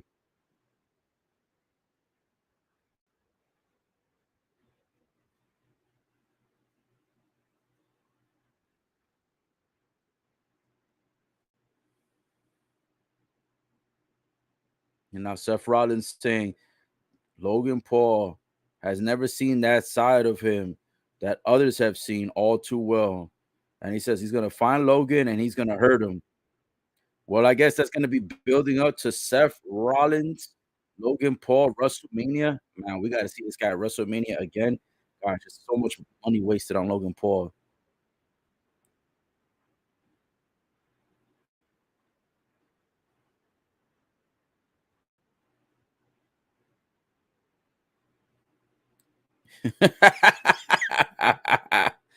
Seth Rollins' laugh, bro, is hilarious. So now we got Seth Rollins going up later on tonight, coming up next, going one-on-one against The Miz. And you know that The Miz and Logan Paul used to be friends, used to be tag team partners for a short period of time at WrestleMania. So I could only assume that Logan Paul is probably going to interfere in tonight's match against The Miz. He was like his mentor basically. Logan Paul is the protege, and The Miz is like the ex-mentor of Logan. So we'll see if they have an interference here tonight to lead into more, you know, to lead into more buildup for the storyline leading into Mania for Seth versus Logan. Oh, we got the Firefly Funhouse. Oh no, they gypped us. I thought it was gonna be tonight. It's gonna be on Friday night SmackDown. It was all promo. Well, now they're showing promos for the movie, Scream. Scream 6 is coming out. I know it has nothing to do with wrestling, but I wanna see that movie. Comes out March 10, baby, March 10. Yes, sir.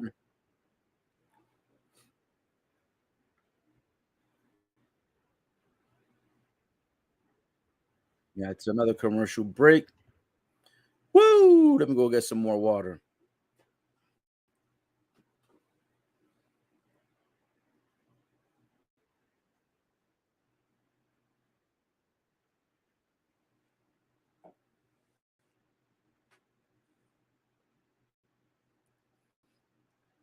Woo! It's a little bit good H2O, you know what I'm saying?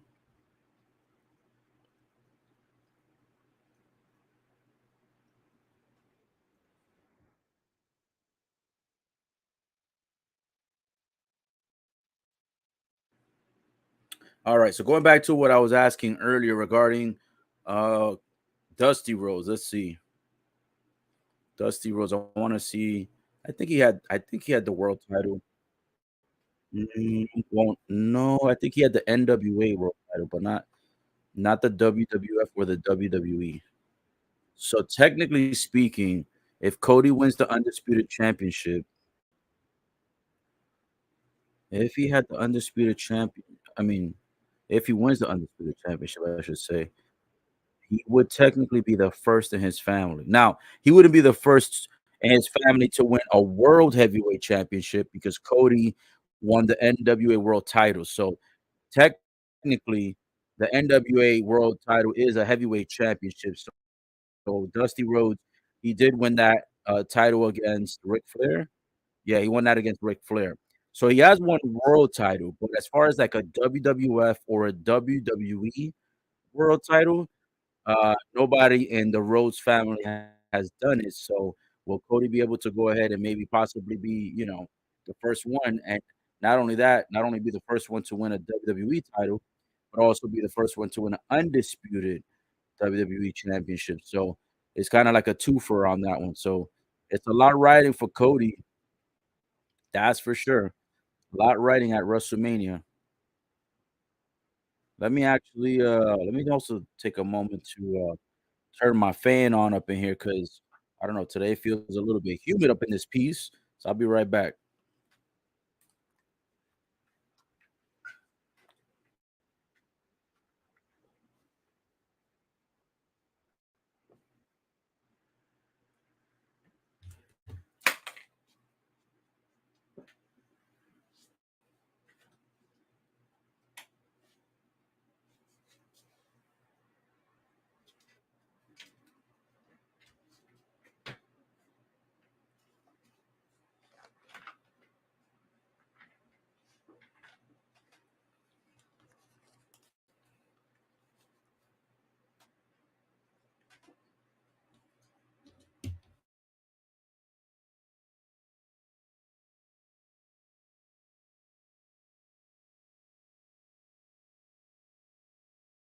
Of the commercial break. So let's see what we got coming up next here.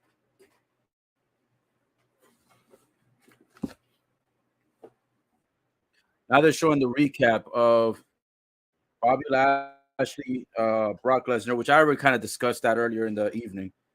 So I think that maybe they're gonna talk about who Brock is gonna face, or maybe Bobby Lashley's gonna show up, and maybe they're gonna say, "Hey, Bray Wyatt wants to face the winner." So this is one of the segments I was waiting for here tonight because I want to see what's gonna happen with this one. It's gonna be very interesting.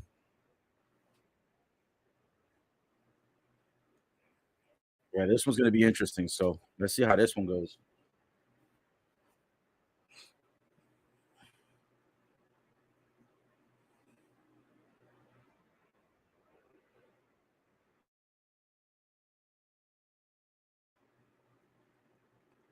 Oh, MVP's here. Hold on. Let's see what MVP got to say.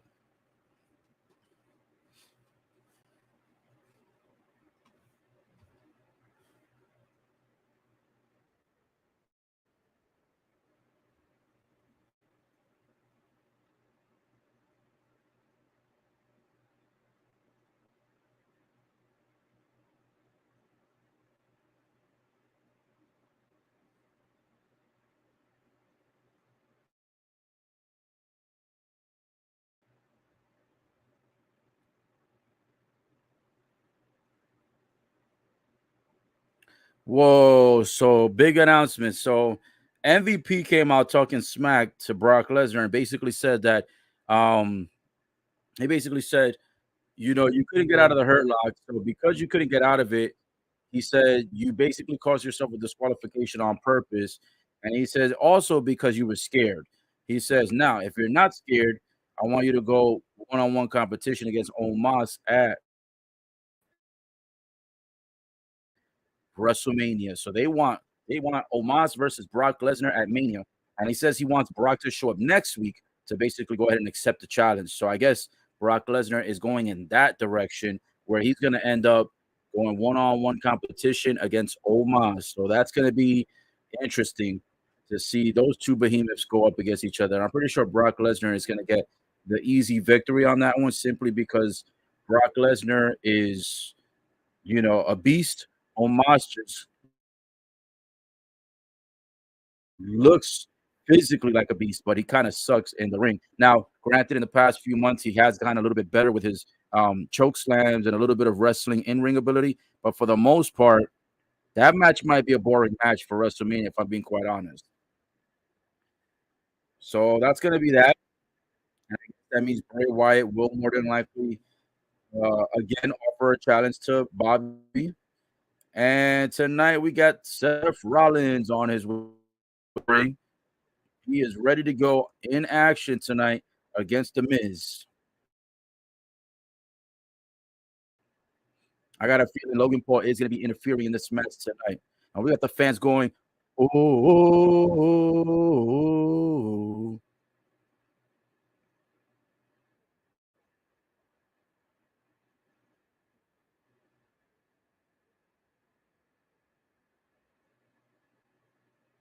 Seth Rollins always has the crowd in the palm of his hands, especially with the intro and with the oh.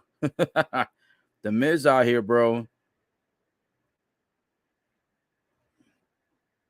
The Miz already in the ring. So here we go. And the fans are still going with the chants, even though Seth Rollins' music has ended. They continue the chants over and over again. And they're showing the close up of the fans. Their facial expressions are hilarious, bro. All right, the bell has officially rung. Seth Rollins starting with a lot of intensity and aggression right now, taking out all his anger that he's experienced due to the loss of the chamber, courtesy of Logan Paul 2 nights ago. He's taking all his anger out on the Miz here with a couple of punches across the body and across the face. But now the Miz returning a kick to the abdomen area of Seth, and then Seth reverses and gets the Miz first into the ring announcer's desk. Then he throws the Miz across the barricade, and the Miz just getting brutalized right now by Seth Rollins. And they just announced, yes, WrestleMania is only 40 days away. That's what I mentioned earlier today. The fans still chanting, still going, ooh. Seth Rollins pulling the teeth of the Miz, a little dirty move tactic. The referee telling Seth can't be doing moves like that, and he starts laughing in the ref's face like, ha ha ha. Oh, Rollins with a clothesline that says the Miz to the outside.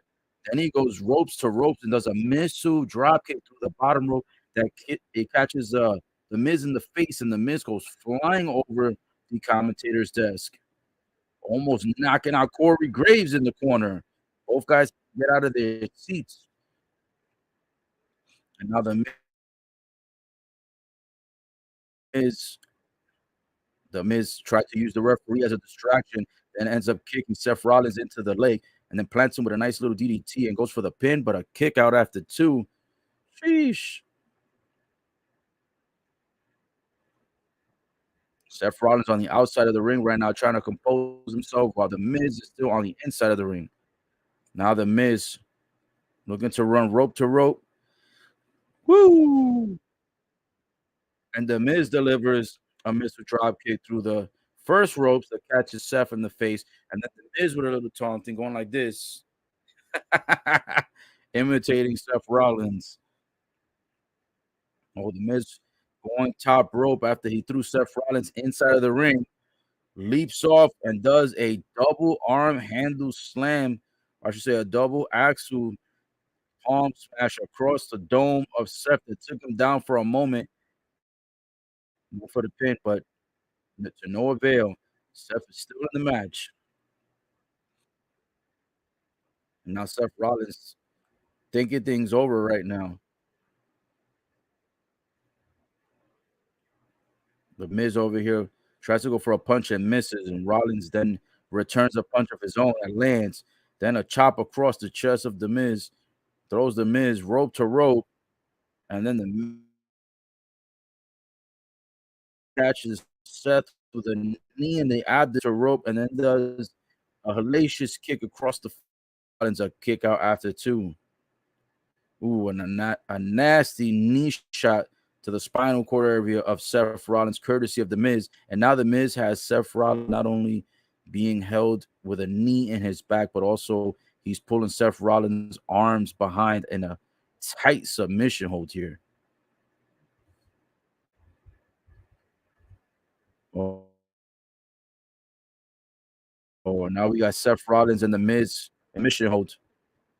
Seth Rollins tried to get out of it. The Miz put him right back into it. And now The Miz putting a foot to the back area of Seth. The referee asking, is he going to tap out? And Seth shakes his head. No, Seth is not going to kick out. The Miz right now doing a long extended submission hold on this one.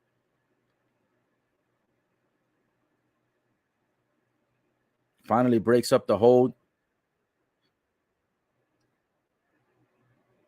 Seth with a couple of forearms to the face of The Miz, but then The Miz catches Seth and a halfway backbreaker to the knee and then lifts him back up and plants him down again. But the kick out after two.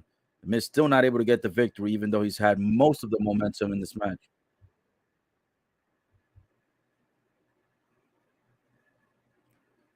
And Seth Rollins was hanging around on the second rope. The Miz runs to the opposite end, catches Seth with a leg across the back of the neck area. Now the Miz in control and Seth laying down on the mat. This is a weird match too, because both of these guys are typically a heel. But I guess over recent weeks, Seth Rollins has become, and now the fans booing the Miz, chanting Seth Rollins.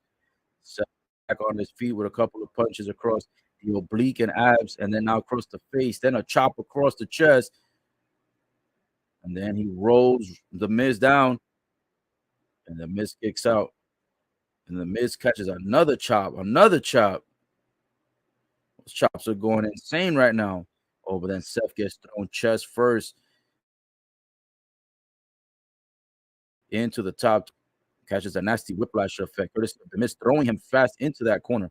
Now the Miz with a kick across the abs again. Another kick. Another one. All three landing so far. Now the Miz trying to get The approval of the fans with the fans booing him.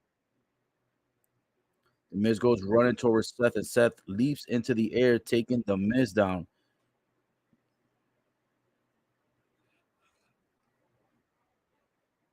Woo! That was a nice leaping clothesline by Seth Rollins that took the Miz out, giving Seth an opportunity to recover and get a breather. And also, tonight is the anniversary of The Miz and his wife Maurice. That's why they were doing all that Tansu hockey action earlier in the Raw tonight. No pun intended on the Raw content. And yeah, something we didn't want to see. Happy anniversary to The Miz and his wife, but nobody wants to see to doing any nasty stuff on live tonight. Ooh, and now Seth with a couple of kicks, a chop across the chest that lands the Miz in the center of the ring. And now Seth has got the crowd into it slightly a little bit into the match. Oh, he goes for a vertical. The Miz gets out of it, rolls up Seth. Seth gets out of that. Super kick across the face of the Miz. And now the Miz looking a little bit dizzy here, trying to gain himself. Seth over here trying to get the crowd into it. The Miz gets out of the way as Seth went for a head stomp finisher. Now for a pedigree, that gets reversed. Or a jackknife cover, but that's a kick out. And now rolled up by Seth. And then the Miz kicks out. And now the Miz catches a boot to the face of Seth. Seth goes to the second rope. The Miz kicks his leg, and Seth gets caught up. Then he catches the double knee to the face. Oh man, the Miz, I thought he had the victory here, but Seth kicked out after two. I have no idea how though. He got planted nasty off the second rope with a double knee to the chin to the face area.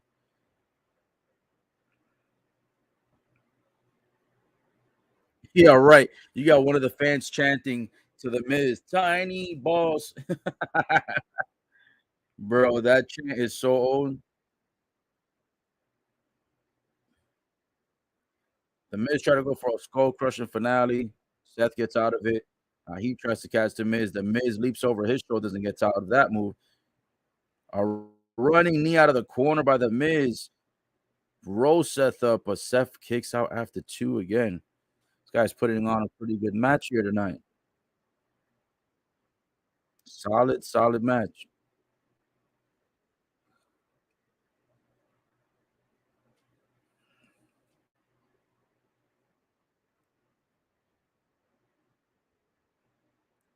By the way, speaking of tiny stuff, it was funny because earlier when the MVPs told when he offered the challenge for Omos to take on Brock Lesnar at Mania, he says hopefully Brock Lesnar has the intestinal fortitude.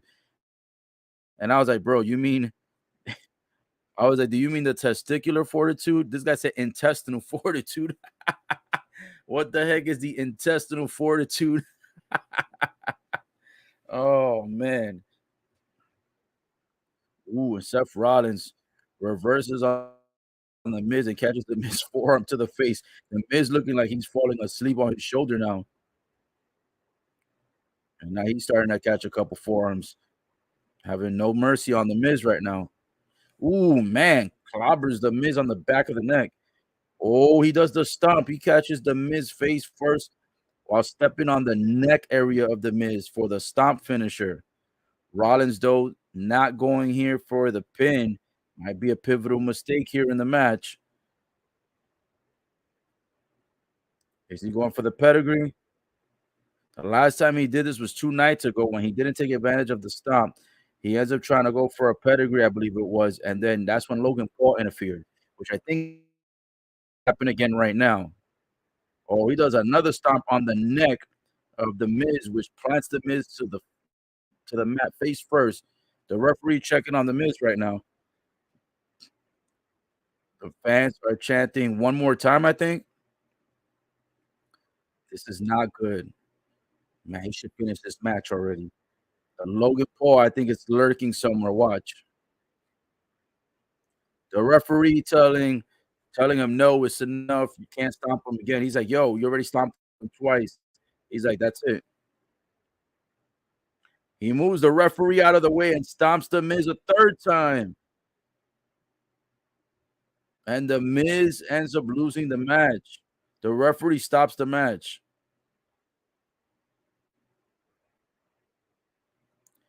Versus the second match tonight that the referees have stopped the match. Had Seth Rollins wins courtesy of three referee stoppage. And then earlier, you had a referee stoppage with Nikki Cross and Asuka. Asuka had Nikki Cross in a submission. Nikki Cross never tapped out. She never indicated she wanted to tap out. She just had a psychopath look on her face. And then I guess as she fell asleep, they decided to stop the match. Now we got backstage Adam Pearce and Carmella.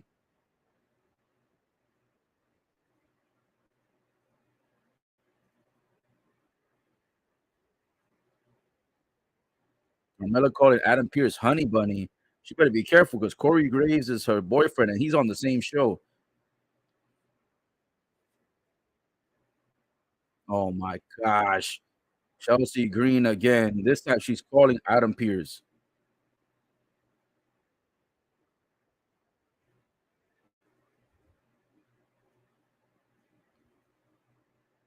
Chelsea Green says she got sent to Ottawa, Illinois instead of Ottawa, Canada for tonight's show. Somebody said to a completely different Ottawa. She got sent to Illinois State instead of Canada. Sheesh.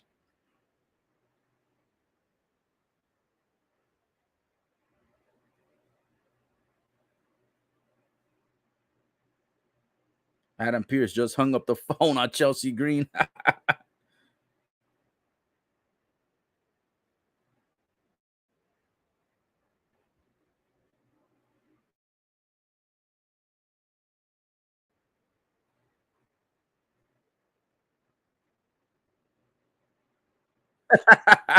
Otis and Chad Gable in the back were modeling to themselves in the mirror, and then Bronson Reed pulls up and says, "Is this how you prepare for a match?"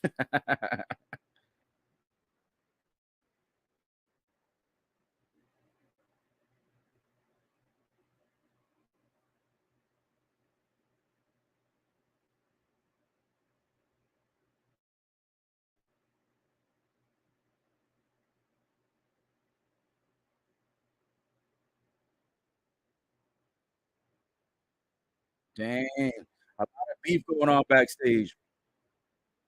Bronson Reed comes out and says, "Get ready to model a full body cast," because he thinks he's gonna put Chad Gable in a casket. And then Otis says, "No one talks to Master Gable like that." Then he goes face to face, and then Otis and Bronson Reed face each other for a few seconds, and then from there, Bronson Reed smiles, and then he leaves.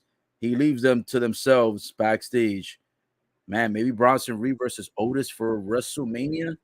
Two big behemoths going one on one. Maybe they'll set that up. That could be the next thing coming up. Now they're rolling out the blue carpet. Typically it's the red carpet, but in this they they're rolling out the blue carpet for what's her name? Bailey to come out and host her own little show.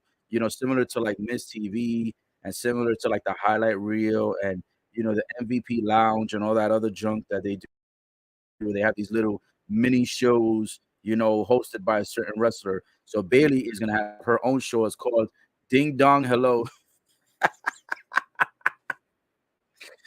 Yo, Bailey is so stupid, man. Every time she comes up with that ding dong or she's like, hello. Oh man, she is so dumb, but it is very comedic. And so her show is called Ding Dong Hello.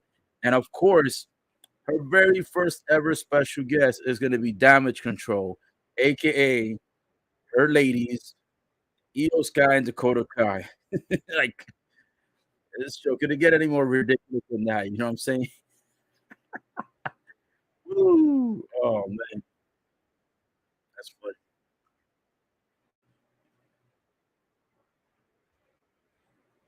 Right now, it looks like we're on a commercial break again. I'll tell you what, man, we'll be having a lot of commercials for 3 hours. I know I say that every week, but man, it is such fact.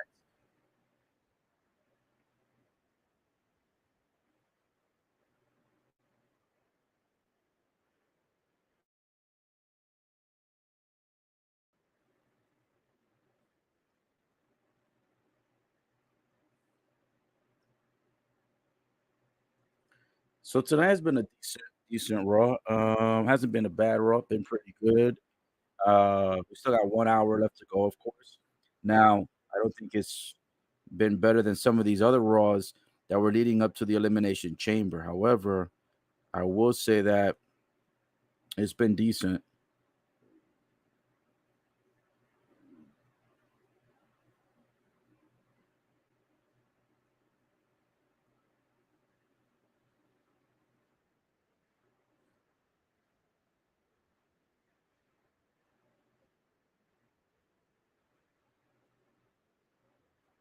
Yo, they stay giving these Pizza Hut and Domino's commercials all the time.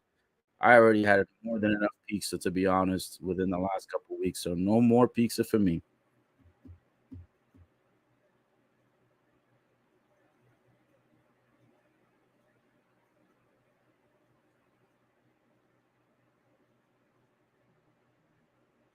It says M&Ms are back for good. I don't know what that means. That was a commercial they were just giving. Let me see. Oh, by the way, I was given the updates for Elimination Chamber earlier tonight, but I forgot to finish that up because we were discussing the Cody Rhodes, Dusty Rhodes stuff, plus a couple of different segments started up. But yeah, so going back to Chamber real quick recap. Match number one was the women's chamber for the number one contendership. Asuka won that. She's going to face the Raw Women's Champion, Bianca Belair. Match number two was Brock Lesnar versus Bobby. Bobby Lashley wins by DQ. Match number three was the tag team match. Beth Phoenix and Edge defeated the Judgment Day. Match number four was the men's elimination chamber. The winner of that one was Austin Theory, who defended his title in the match. And then match number five was Sami Zayn against Roman Reigns, and of course, you already know that the winner is what's his name? Roman Reigns. Yo, I ain't gonna lie to you. I ain't gonna hold you. Dakota Kai looking real cute tonight. Ooh.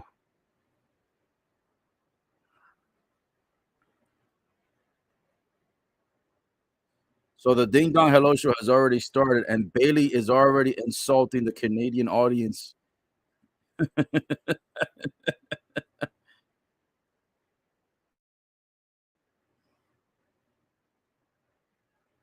I ain't gonna lie. Bailey out here dressed up a little sophisticated, and she even looking good tonight.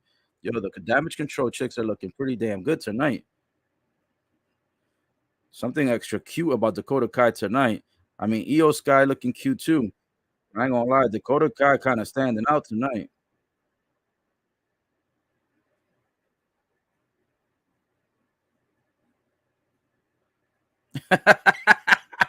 Bailey says these idiots don't know how to love you the way that I do. She's talking about the fans.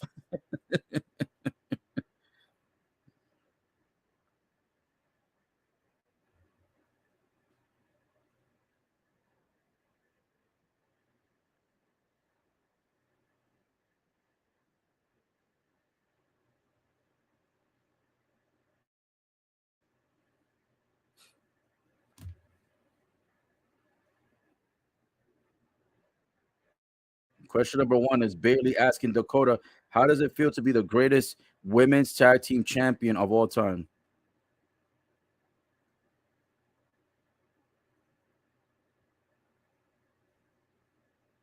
Dakota Kai says, without our fearless leader, our role model, aka you, Bailey, we wouldn't be here. We wouldn't be champs if it wasn't for her. And they've been champs for 100 days.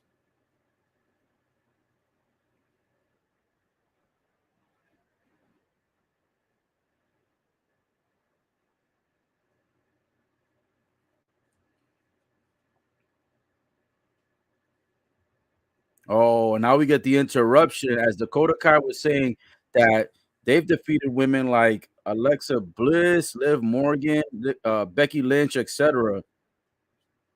And guess who interrupts here tonight? You got Becky Lynch in attendance, looking to interrupt the show and interrupt the fun for Damage Control.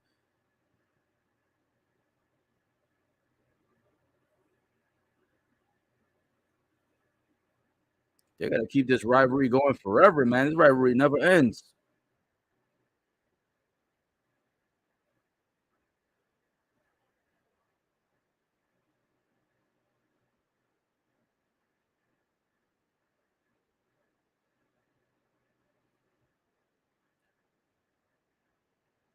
Becky Lynch says that it's been forever, like 9 moons since these girls have defended the title. She's like, "There's no way y'all are the greatest tag team champs."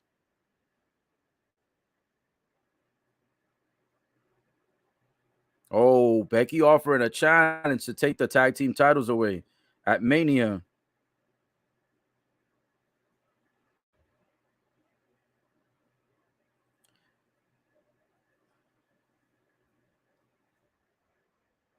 Bailey tried to throw shade saying, "Who's gonna be a tag team? You and your daughter Rue?" She was like "You don't have any friends, so you might as well get your daughter." And she was like, "Yeah, I don't think the world is ready for that level of awesomeness." She goes, "However, I do have someone else in mind," and Lita's music hits. What the heck is going on? They're trying to bring Lita back permanently?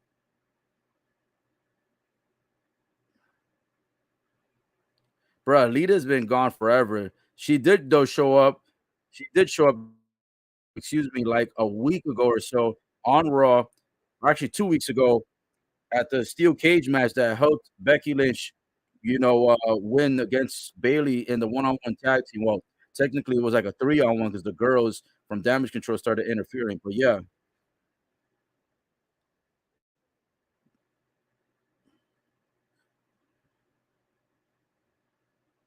they have a door in the center of the ring, and the door says "Ding dong, hello." I'm done. Bailey's like, "Yo, Lita doesn't even work here." She's like, "You must be real desperate for her."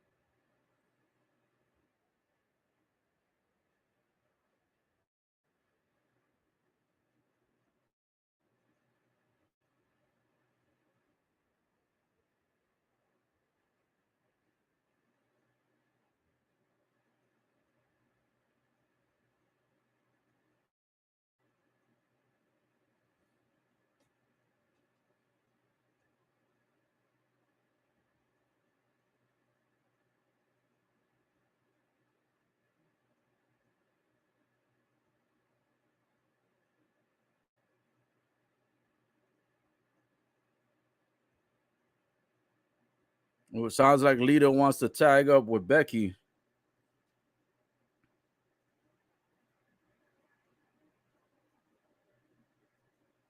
Dakota saying no. Io Sky saying no.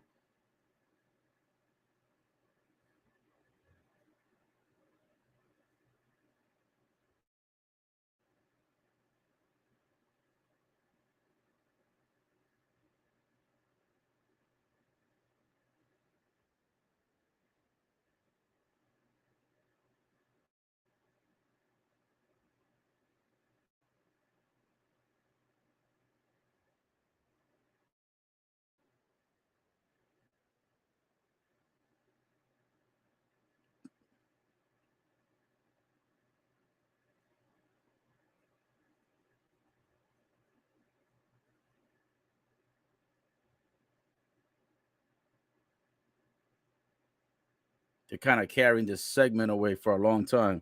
They keep talking smack back and forth, but not a whole lot really decided.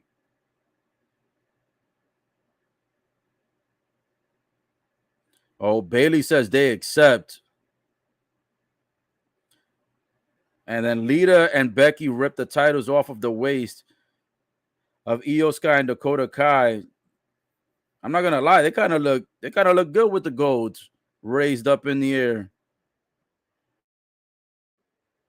WWE might be looking to switch titles.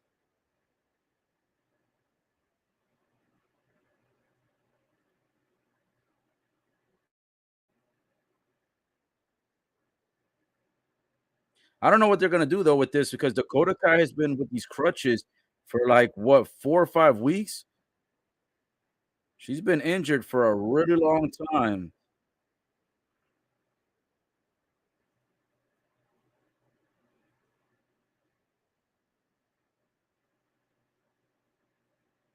And now we got backstage Byron Saxton with Candice LeRae. Let's see what she's got to say.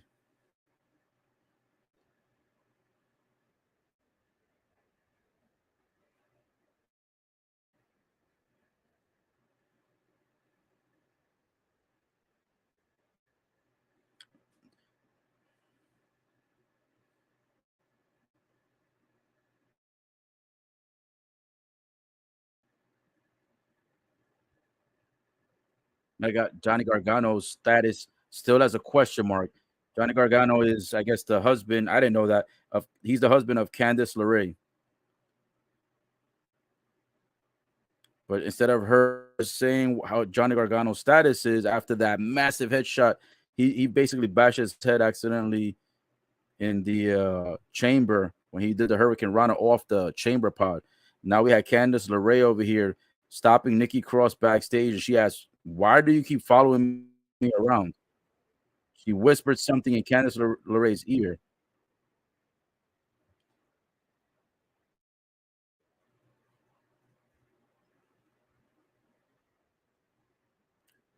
Nikki said she has no friends. All her friends are gone, and she's all alone. And it kind of disrupted Candice LeRae momentum a little bit while she was trying to answer the question. But now she says that Johnny Gargano is actually going to be returning. They just didn't give a specific date or time, but he will be returning to action eventually. Now we got Chad Gable with Otis. Chad Gable's going one on one against Bronson Reed, being accompanied to the ring by Otis. The boy's got the two fingers in the air. And he's like, "Shoosh, please." This guy, bro, I swear he loses matches, but he's hilarious every time he gets into the ring with the shoosh. And then he's like, "Oh, thank you." That boy be killing me with that.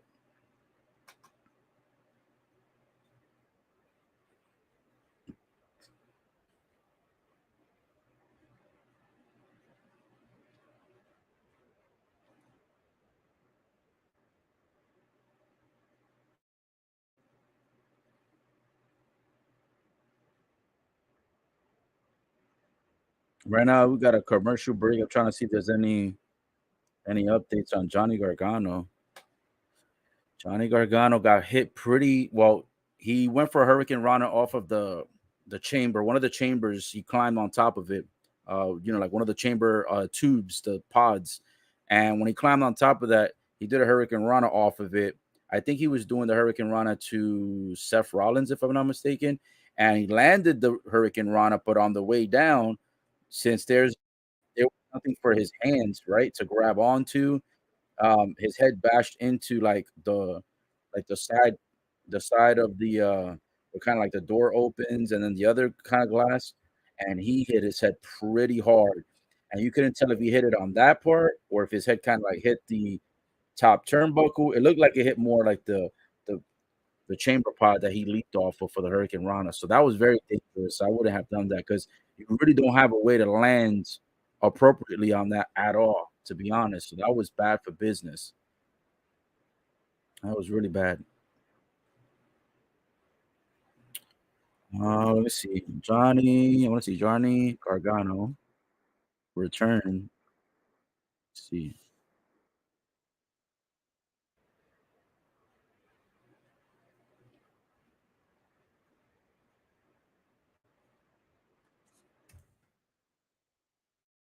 I want to see when will Johnny Gargano return. See if they have any dates online as far as an expected return. Johnny Gargano injury return will cut it close. Ooh, man. Let me see what this says. Johnny Gargano's Johnny Gargano's wife, Candice LeRae, said that he should be back soon. But this article here, let me see what it says. Uh, it's an old article. This one was about the Rumble. I'm looking for one lead WrestleMania. Yeah, one for WrestleMania. Try to be more specific. Johnny Gargano, when will he return after elimination? Chamber 2023. See if that brings up a better result for us here to see if they say anything about it.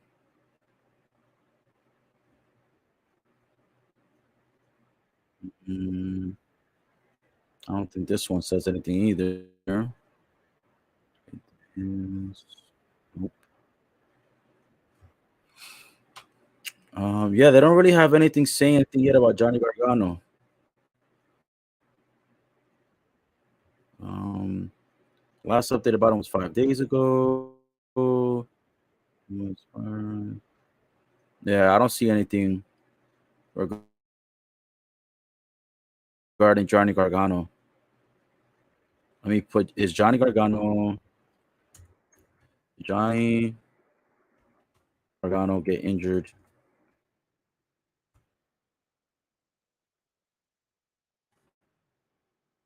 Got a WrestleMania goes to Hollywood, another promo.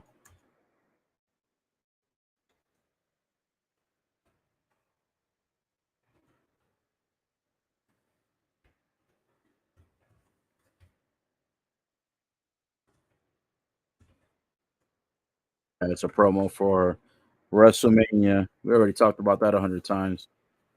All right, let me see this Johnny Gargano stuff. See if anything's here.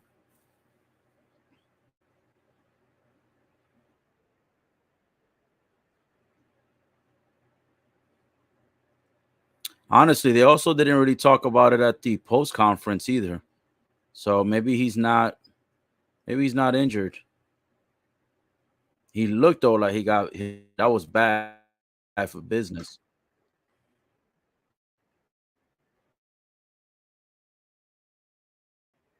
I don't see anything for Johnny Gargano, so I'm gonna say maybe he's not injured. He probably okay. Yeah, he's probably okay. I didn't see anything there for him.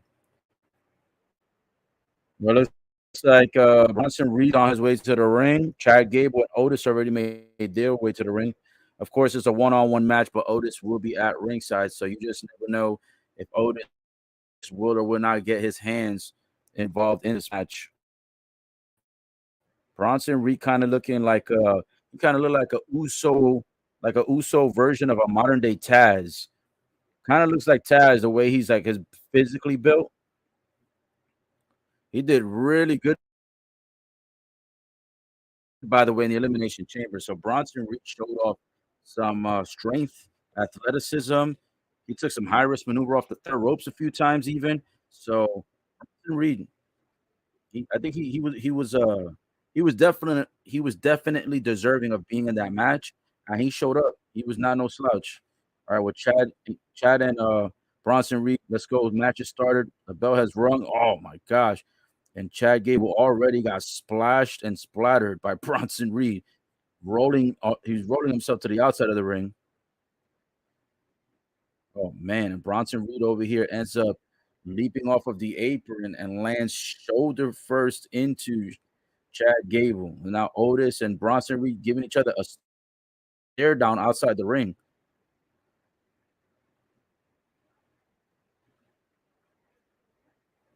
Chad Gable right now catching the bee's knees, bro, courtesy of Bronson Reed. Bronson having no mercy on him. No mercy whatsoever.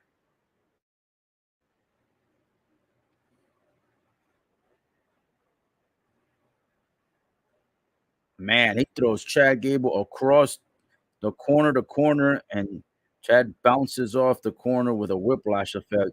Bronson leaping off the second rope. Oh man, he went for the splash, but it got turned into an ankle lock. Oh, and Bronson Reed gets out of it. I thought Gable was gonna try to steal one here with the ankle lock.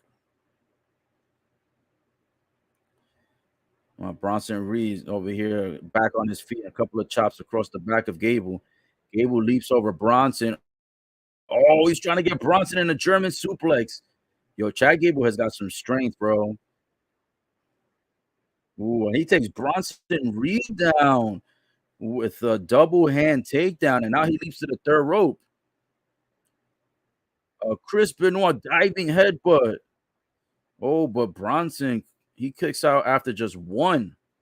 But I'll tell you what, man, Chad Gable doing it big, man, with a German suplex almost performed on him. Oh, man, Bronson ends up getting Chad Gable with a smack across the face.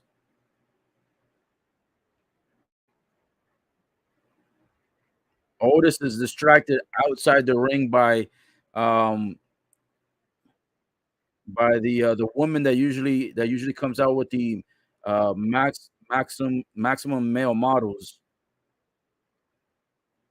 Oh, man, this boy Chad Gable with a German suplex pin on Bronson Reed. Are you kidding me? And the fans are like, "Holy oh, man. Yo, that Chad Gable strength ridiculous, bro. For a guy who's not that tall, bro, he got that strength. Oh, man.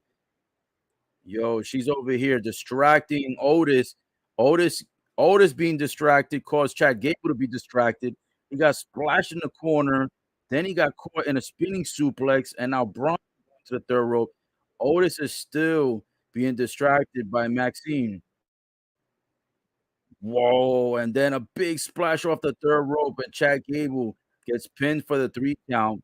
Bronson Reed with an easy victory. And now Maxine ends up leaving after Chad Gable loses. She leaves her business card with Otis. Otis distracted the whole time by her charming good looks. Got distracted by her gorgeous face and nice blonde hair. Otis ends up not paying attention to the match. That created a faraway distraction to Chad Gable, and Chad Gable ends up keeping his eye off of the match, and Bronson Reed took full advantage by squashing him in the corner. Then after that, does a spinning suplex and then leaps off the third rope with a big time splash and defeats Chad Gable 1, 2, 3 easily. So you what Bronson Reed, the real deal, no joke. He is no joke. Later on tonight, if you haven't already known, we got Austin Theory, United States Championship, 48 hours after the Chamber pay-per-view is defending it against Edge because he offered an open challenge and Edge accepted. Now they're showing the promo again between Roman Reigns snuffing the crap out of Jey Uso at the pay-per-view. And it looks like this Friday is when more questions will be answered. So we will see. We will see where is Jey Uso's mindset when it comes to the family.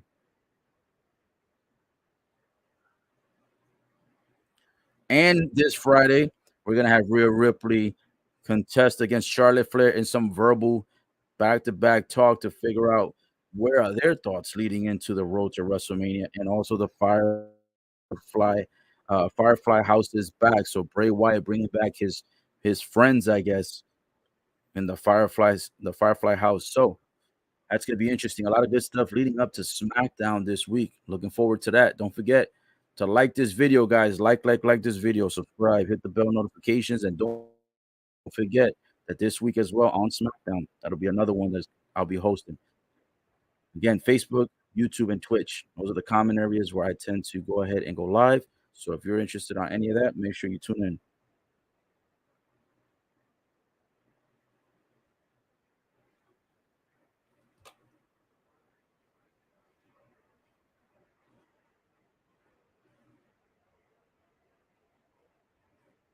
Mm, let's see, man. What other news we got here? I think we pretty much covered all the news. Now it's just a matter of waiting for waiting for the remainder of Raw here. I think this match coming up next is probably the last match. The US title on the line is probably the last one. Unless there's something that I might have overlooked, but that should be the last match coming up.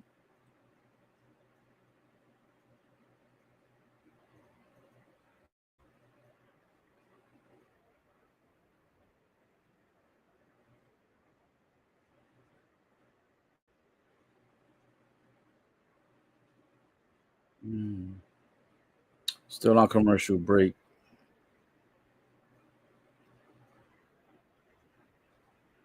I was about to say, let me go get another drink of water, but to be honest, I think I drank enough water. I think I'm ready to finish up my dinner that I started from earlier tonight. Once we're done with the live stream, of course.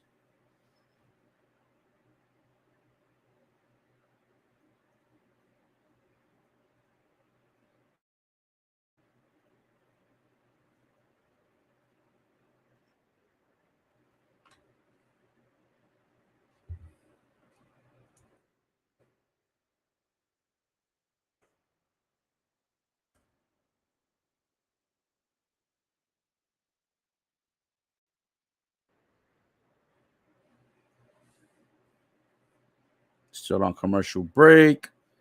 Woo!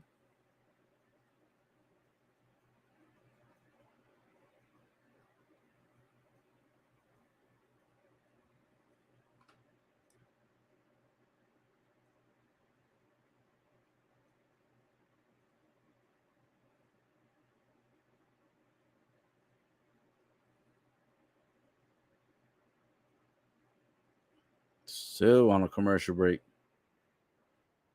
I'm surprised they didn't have any conversation with Bobby Lashley on this Raw, considering the fact that he won by disqualification, and considering the fact that, um, well, maybe they're gonna leave it for SmackDown. Now that I think about it, even though Bobby Lashley has typically been on Raw recently, that's been his mostly where he's been on. But maybe he's gonna show up for SmackDown because that's where Bray Wyatt's gonna be, and Bray Wyatt's gonna bring the Firefly House gimmick back. So maybe Bobby will interrupt that. Oh, we've got Elias here.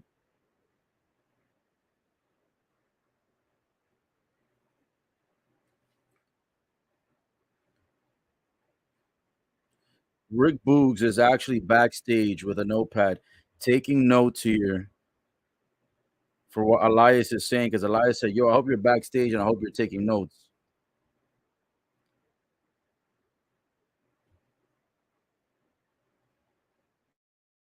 This guy's funny.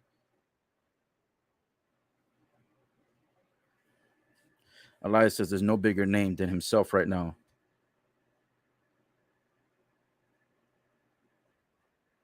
Elias says, "Who wants to walk with Elias at WrestleMania?"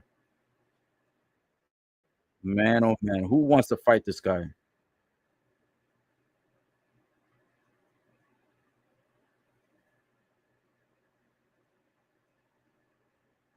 Somebody's music just came on. Who's this? What? As I was speaking earlier about Bobby Lashley, we actually have Bobby Lashley pulling up here tonight. What is going on? And he's dressed for competition.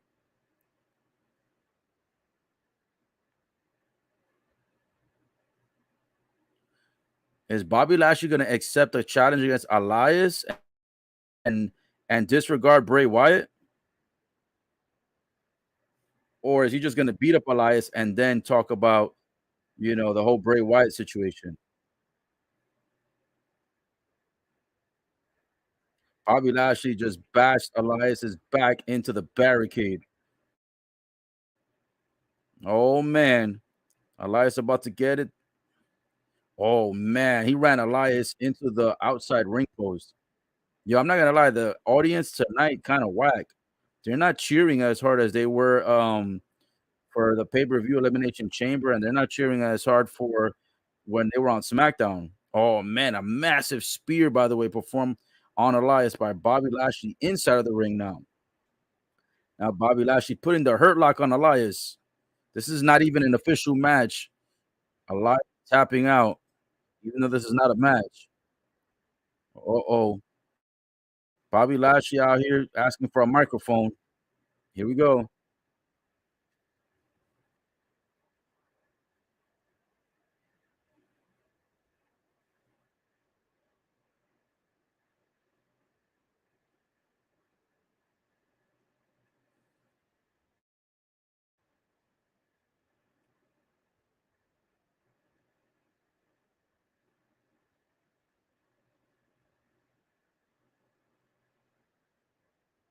Well, Bobby Lashley said nobody in the back will break the hurt lock. He says, "I will no longer be disrespected by nobody in this locker room." He says, "If you disrespect me, I'm going to put you down." Well, that left us unanswered because he didn't say he's accepting Elias's challenge at Mania. He also didn't mention about accepting Bray Wyatt's challenge at WrestleMania. So we don't know if he's facing Bray Wyatt. We don't know if he's facing Elias. We don't even know if he's going to be on the card at all.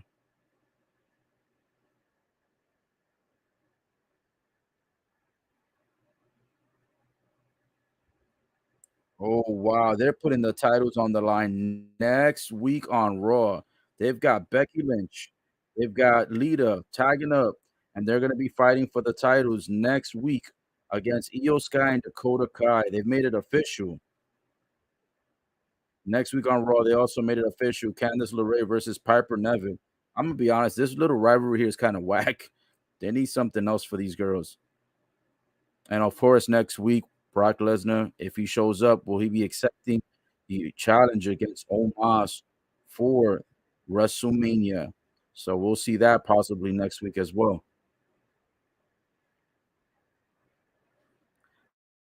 And next week is Asuka versus Carmella. Corey Graves trying to come to the rescue for his girl. He's like, yo, can we change this? He doesn't want Carmella, his girl, to go one on one against Asuka. The Miz TV next week. So the Miz TV returns again, and it's gonna be a WrestleMania edition next week. Who will be his guest? They're probably gonna have Logan Paul come out. Backstage again, Byron Scott to interview Edge, the rated R superstar.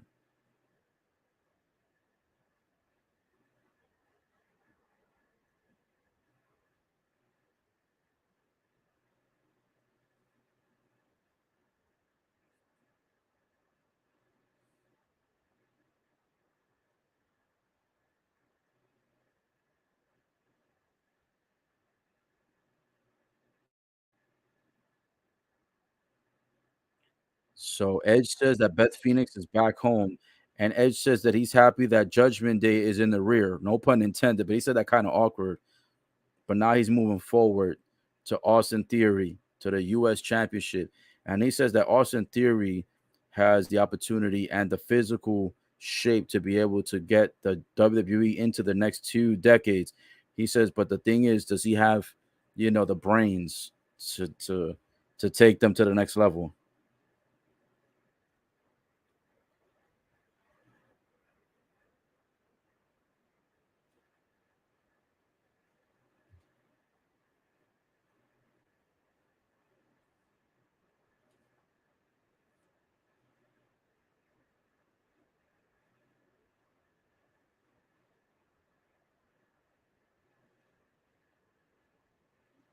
He said Austin Theory has a duck face on his overly manscaped head.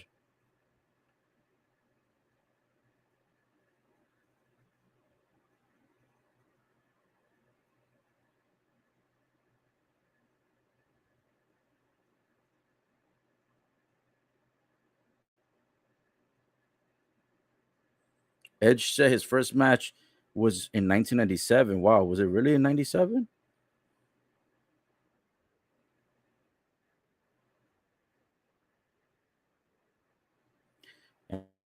And he says it was in this building that he won the United States Championship in his second match ever. I mean, I mixed up my words. He said he had won a championship. I don't know if that was the tag team champion.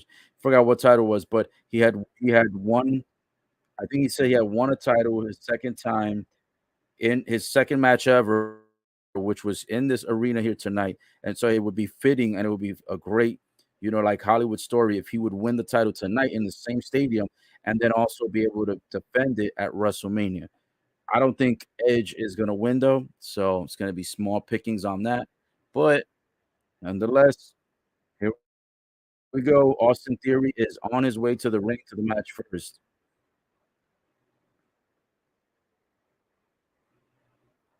Austin Theory is the champ, so I don't know why they keep making him come out first on matches when he's supposed to be defending the title. They kind of did the same thing at the Chamber. He was one of the first people coming out. Um, yeah, it's so weird with that. But nonetheless, that's gonna be the match coming up next. Now that we had everything else knocked out of the way, this should be the official final match and the official final segue coming up next. But right now, currently, it is on a commercial break. So let me see if there's any other comments or anything else for us to address here tonight. I don't think there is.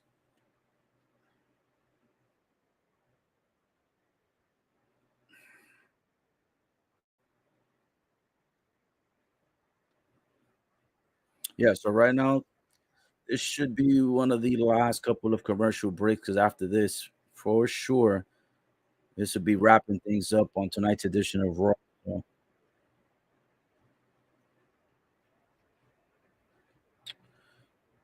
I'm not gonna lie, tonight's Raw was I give it like a 5 or a 6 out of 10. It started off kind of exciting and then kind of started dragging down a little bit, but overall, pretty good. It wasn't too bad.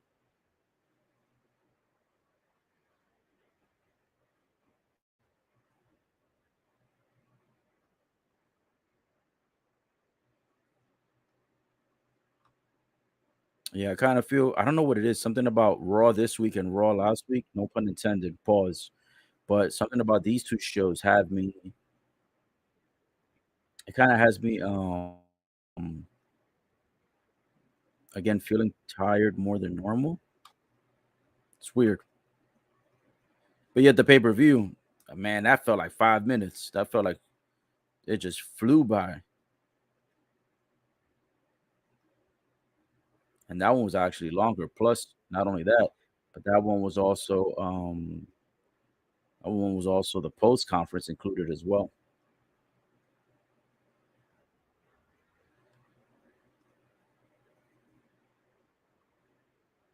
Still commercials. Yep, still commercials.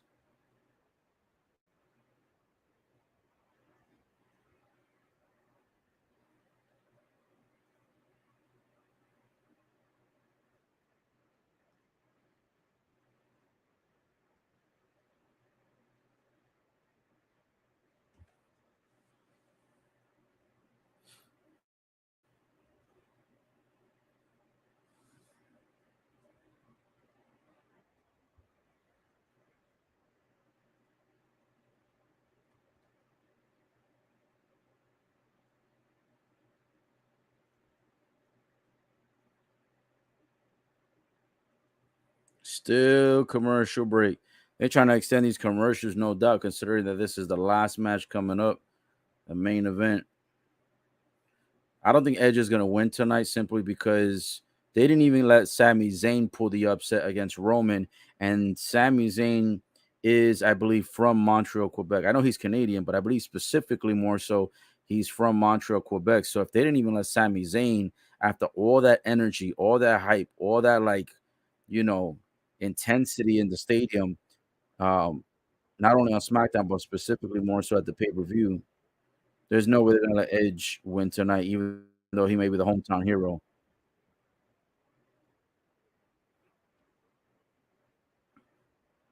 I wonder when Big E's gonna come back, man. Big E has been injured, man, for what, like a year? I don't even remember the last time I seen Big E in action. And the New Day's just been rolling with Xavier Woods and Kofi Kingston. It's like Big E doesn't even exist anymore. I wonder if he's just scared to re-injure his neck. Maybe his life flashed before his eyes. Because man, I miss seeing Big E on Raw. Pause. We got Austin Theory in the center of the ring with the title, talking smack, waiting for his opponent Edge to come out. Yo, if Judgment Day pulls up in this match, it's gonna be ridiculous because like this, they've already done what they needed to do with these guys.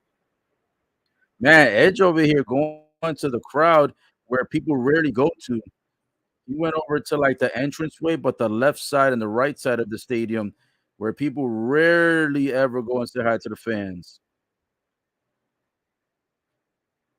He's got that crowd excited over there. The fans were so shocked that he went over there, they didn't even know how to react.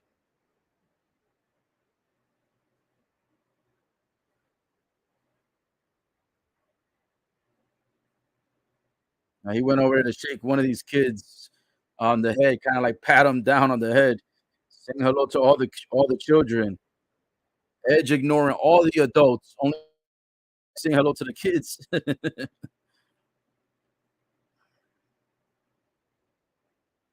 Yo, that dude has a long trench coat, bro. That jacket is crazy.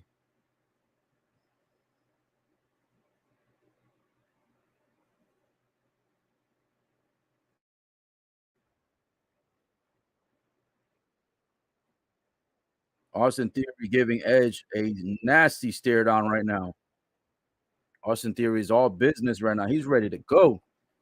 He is ready to go. Try to get comfortable for this match. This is gonna be like a 25-minute match. Hold on a sec.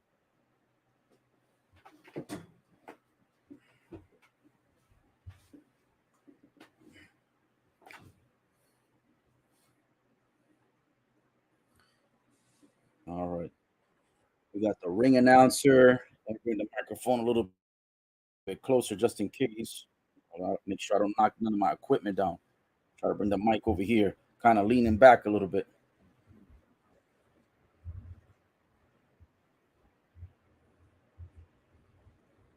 Edge getting a nice ovation right now.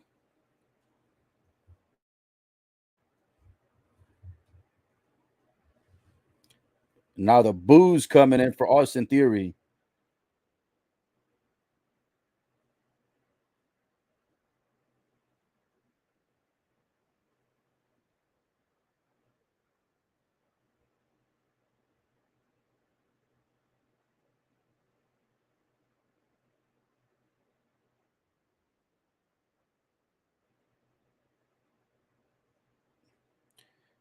Corey Graves said, I don't know why they booing Austin Theory. He said, Kevin Trudeau is a big fan of Austin Theory. That boy trying to be a jerk because Kevin Trudeau is the president or the president, basically the person that runs the country for Canada is Kevin Trudeau. And Corey says, I don't know why they booing Austin Theory when Kevin Trudeau is a big fan of Austin Theory. Bro, he's trying to talk smack because the Canadian people do not a lot of them do not like Kevin Trudeau. Oh, man. That was funny.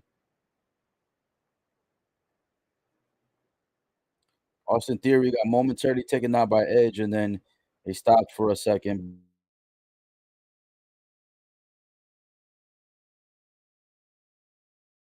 Leaps over him. Whoa, this position looks so weird, the way Edge rolled out of the ring and pulled Austin Theory out with him. Yeah, kinda like doggy style position. I'm like, "Yo, chill. Man, weird, son." Pause on that. Then he slams Austin Theory into the ground face first, and it looks like Austin Theory's, midsection caught most of that outside pavement, and now he rolls Austin Theory back into the center of the ring.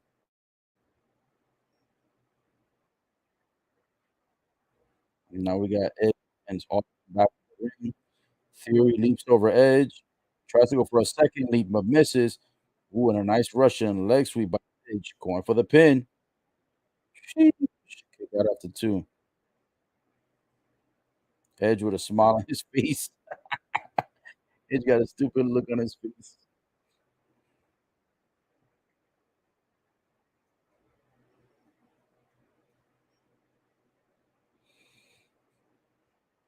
Edge got the advantage so far right now. Got Austin Theory off his game, smashed his face against the turnbuckle, gave him a couple of forearm shots. Then he throws Austin Theory across the ring to the other corner. Theory bounces off with high impact, or I should say, the whiplash off the corner gave him high impact. And Edge continuing the assault here. Oh, but now Theory kind of turning it around a little bit. A couple of left-handed punches across the face of Edge, and then bashes Edge's face into the third rope turnbuckle. Now he's over here hitting him with his shoulders into the abdomen of Edge, and then now the Edge is down momentarily. Austin Theory is talking smack to all these Ottawa fans over here. Well, maybe that's why these fans aren't cheering as hard because they're not the same fans as the ones that were at the Elimination Chamber. I just realized that Chamber was, as I stated earlier, Chamber was at Montreal, Quebec, and so was SmackDown. The Montreal fans were super electric. I mean, they were blowing the roof off the stadium. These Ottawa fans are a bit more complacent. I don't know if it's because of again, Sami Zayn being a loser after the pay-per-view and not taking the title, or if these fans just suck in general when it comes to cheering. But nonetheless, we've got Edge and Austin Theory at ringside. Austin Theory gets his face bashed into the front barricade near the front row fans. Now he tries to return the favor to Edge, and Edge ends up bashing Austin Theory's face a second time near the front row fans, near the barricade, but this time near the barricade that's closest to the steel steps. Now they go all the way to the other side of the ring where they've got the announcers and they bash Austin Theory again into the barricade. Edge right now having like the full advantage right now as we speak. He's been dominating most of this match and has been a bit of a landslide on this match. Austin Theory has a couple of offensive moves, but nothing too serious where he can be able to beat Edge. And this match still has about 15 minutes, so I'm guessing there's going to be a whole lot more match in this one. Woo! Austin Theory goes running towards Edge. Edge threw Austin Theory over the rope, and Austin, like he was supposed to land on the apron and possibly do a reversal. And instead, one of his feet slipped off, so he ends up falling to the outside pavement. And it looks like he may have momentarily hurt himself a lot more than expected. And now we got Edge taking Austin Theory and throwing him back into the ring. Goes for a pin, and it's a kick out after two.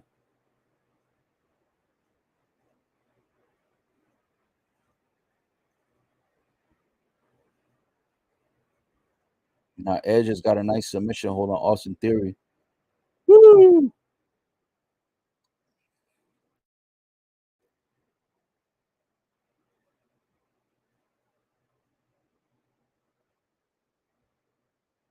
Again, the United States Championship is on the line in this match.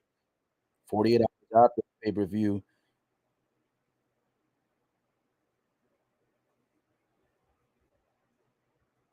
Austin Theory with a couple of punches across Edge's face and throw across the ring to the turnbuckle. Edge slides under the first rope. Austin Theory goes outside of the ring to get Edge. Then Edge slides back in the ring, and Austin goes back out the ring. And now they're switching between the rings. They're switching between in and out of the ring, and Edge then goes running away. Austin Theory tries to chase him down, and then he flips Theory over his shoulders, and Theory lands on his lower back onto the outside pavement. Then you got Edge flying off the apron and punches Austin Theory across the face. So right now, Austin Theory falling for all the bait traps. Woo! Oh man, Edge playing mind games right now with Austin Theory, and Austin Theory absolutely failing at all the games right now, losing and falling for every trap that Edge has set up so far. Now we got Edge in the center of the ring again, putting a headlock around Austin Theory. Austin Theory tried to pull Edge's pants down, and then the referee says, "You stop, you can't be doing that." And then he gives Edge a massive clothesline that takes Edge down, and then now a couple of punches across the face. Woo! Austin Theory now trying to change the momentum of the match because I'll tell you what, Edge has been dominating this match the whole time, at least for 85% of the way.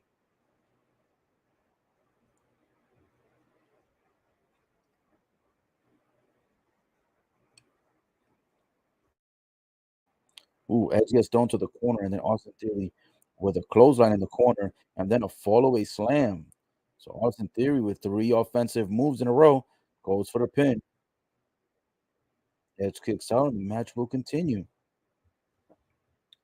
Pretty good US Championship match so far, and Austin Theory started to gain a lot more momentum than what he did the first 5 or 10 minutes of this match.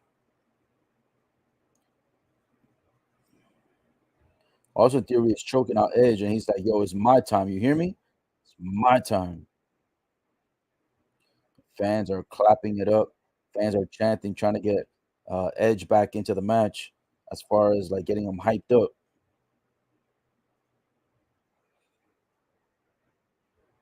Woo!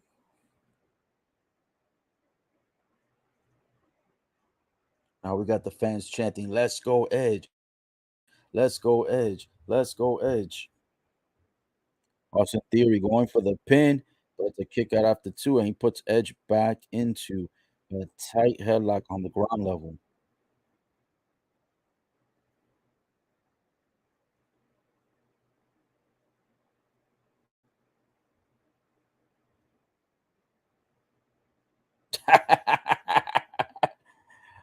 Austin Theory screaming at Edge's ear while he's choking him out. He's like, "I grew up watching you. Now I'm gonna defeat you." Oh man, Austin Theory, man, he is definitely the future of WWE. He said, "Future forever." Yes, he's the future, bro. Future forever. Oh man. Now, guys, both of them are on their feet, and Edge punching the lower obliques of Austin Theory breaks the submission hold. Woo! Edge gets taken down and he lands face first into the lower turnbuckle. Austin Theory does a rolling thunder and then plants the feet across Edge's face and goes for the pin. But Edge kicks out after two. And now gruesome punches across the face by Austin Theory across the face of Edge. Austin Theory just continuing to level up his aggression. And now he's over there taunting the Ottawa fans.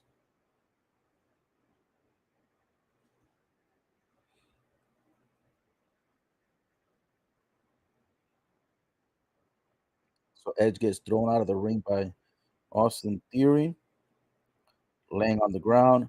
Theory is in the inside of the ring, flexing his muscles to the fans. Austin smiling. Fans obviously not showing him any love or support. Oh man. Both guys on the outside.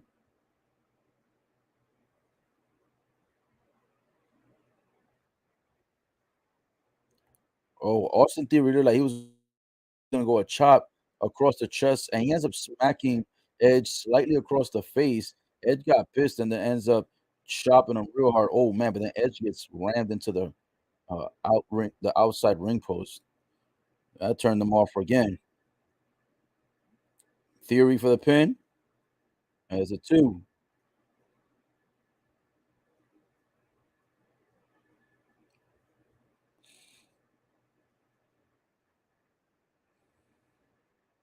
Austin Theory's got Edge now in a nice submission hold. He's got his forearm in Edge's face. Then he's got the left arm of Edge being pulled back, and he's got his muscle tied into Edge's left arm, and then he's got a knee into the middle spinal cord of Edge. Austin Theory with a really good submission hold, but Edge looking like he's starting to get on his feet and looking like he's about to break this up in a moment. Edge catches a knee shot to the stomach, to the abs, and a snapmare vertical suplex by Austin Theory goes for a one, a two, and it's a three count fall.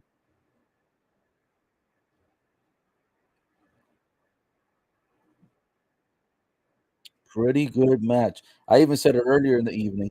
I think these guys are going to be well matched up. They're going to be evenly matched up. They have different styles, of course, and different techniques and different in-ring capabilities. But I was saying to myself, I think that their differences are going to match up really good for a nice United States Championship match tonight. And so far, they have matched up. Now, Edge dominated the first good half of the match.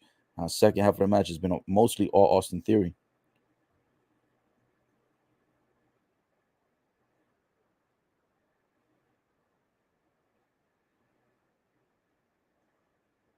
Austin Theory now with a pin where he puts just one foot on the chest of Edge and then flexes his muscles at the same time for an arrogance of pins. And of course, Edge kicked out of that. Now Austin Theory pacing around. Now he grabs the arm of Edge and he's stomping on Edge's left pectoral about 4 times.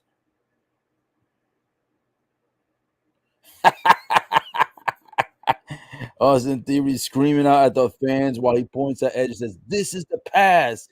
This is the past." One thing I can enjoy about Austin Theory is that he talks smack during the match. It makes it more funny and more entertaining and more enlightening. Austin Theory trying to go for a vertical suplex, but Edge blocks it once, blocks it twice, goes for a third one, blocked again.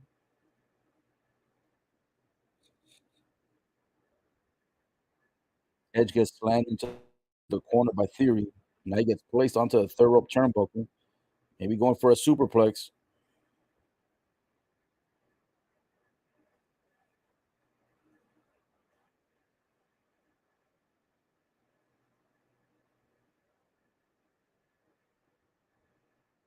Trying to go for the superplex, but Edge with a couple of punches trying to take Austin Theory off his game. Whoa, and Edge lifts Austin Theory in the air and slams him from the third rope. He throws him off the third rope, I should say, like a flapjack. Then he leaps off the third and lands on the back of Austin Theory's scalp.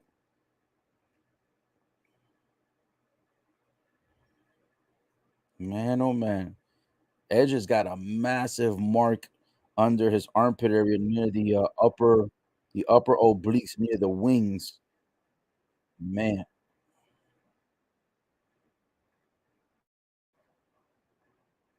these guys are taking high risks and putting it all on the line for this United States Championship.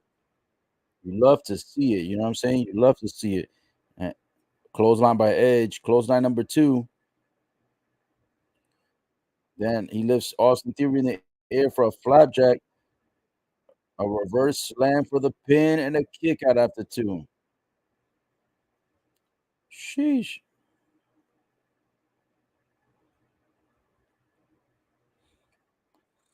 Woo!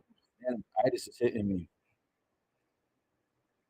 Ooh, a nasty elbow shot to the neck of Edge performed by Theory. Oh man, Theory was about to have Edge in a nice precarious suplex. Oh, but it got reversed. Now Theory gets thrown to the air, but Edge's move gets reversed, and Austin Theory attacks the neck and upper traps of Edge. Oh, and Theory does another Rolling Thunder into the ring that gets caught, and then Edge turns it into a power bomb pin mid-air, but it's another kick out after 2. Austin Theory out here with a nice athletic move, but it did not pay off. Edge caught him, and Edge almost gets the victory with a kick out after 2.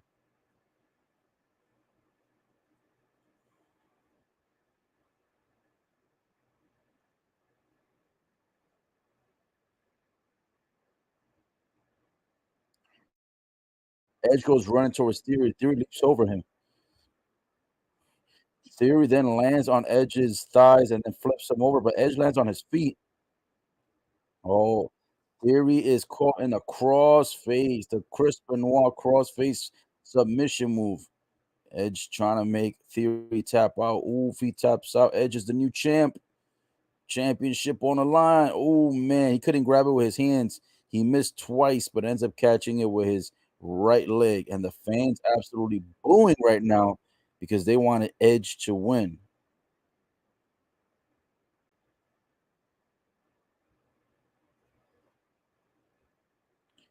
Ooh, he rolls Edge up, tries to get the pin victory, but the referee catches Theory's legs on the second rope. Theory says that should have been a 3. He gets rolled up by Edge. Kick out after 2, and Edge's face ran into the turnbuckle. Theory catches him up, goes for the A-Town. Edge lands the Impaler, aka the Execution, and Edge kicks out after. I mean, Theory kicks out after 2 after he caught the Impaler, aka the modern day word they call it is the Execution. But man, the Impaler by the boy Edge, I thought he was gonna get it here possibly, and Austin Theory still kicks out. Sheesh.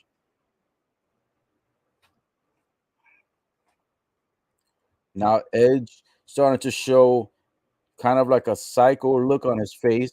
There's this one girl in the background standing on her feet by herself, cheering on Edge. She is super hyped and ready. She's over here dancing for Edge.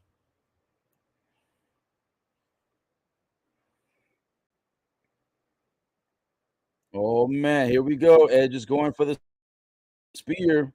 Austin Theory. Oh, and Finn Balor shows up. He gets punched in the face by Edge. Edge rolls up Austin Theory. Oh man. Dang. Austin Theory kicks out after two. Finn Balor kicks Edge in the forehead. Then he catches the A-Town face first into the knee. Oh man, and he defeats Edge. And Finn Balor immediately runs into the ring and starts attacking Edge. And Austin Theory leaves the ring. I'll tell you what, man, WWE again screws Canada. Oh man, it's not as bad as when they did it to Bret Hart, but man, they got two hometown heroes, Edge and Sami Zayn, both end up getting the beats and end up losing, man. No victories for the Canadians as far as for the championships. Oh man, Finn Balor leaped off the third rope and landed on Edge's abdomen pretty hard, bro. My gosh, bro, they need to remove that. They need to remove that move altogether, man. That is a dangerous move to do off the third ropes. Oh no, Finn Balor going up for a second stomp off the third rope.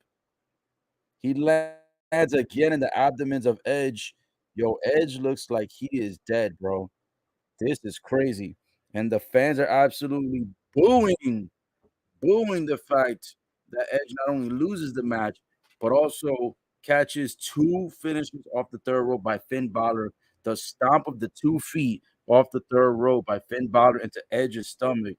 They just can't believe how they got screwed again by WWE, man.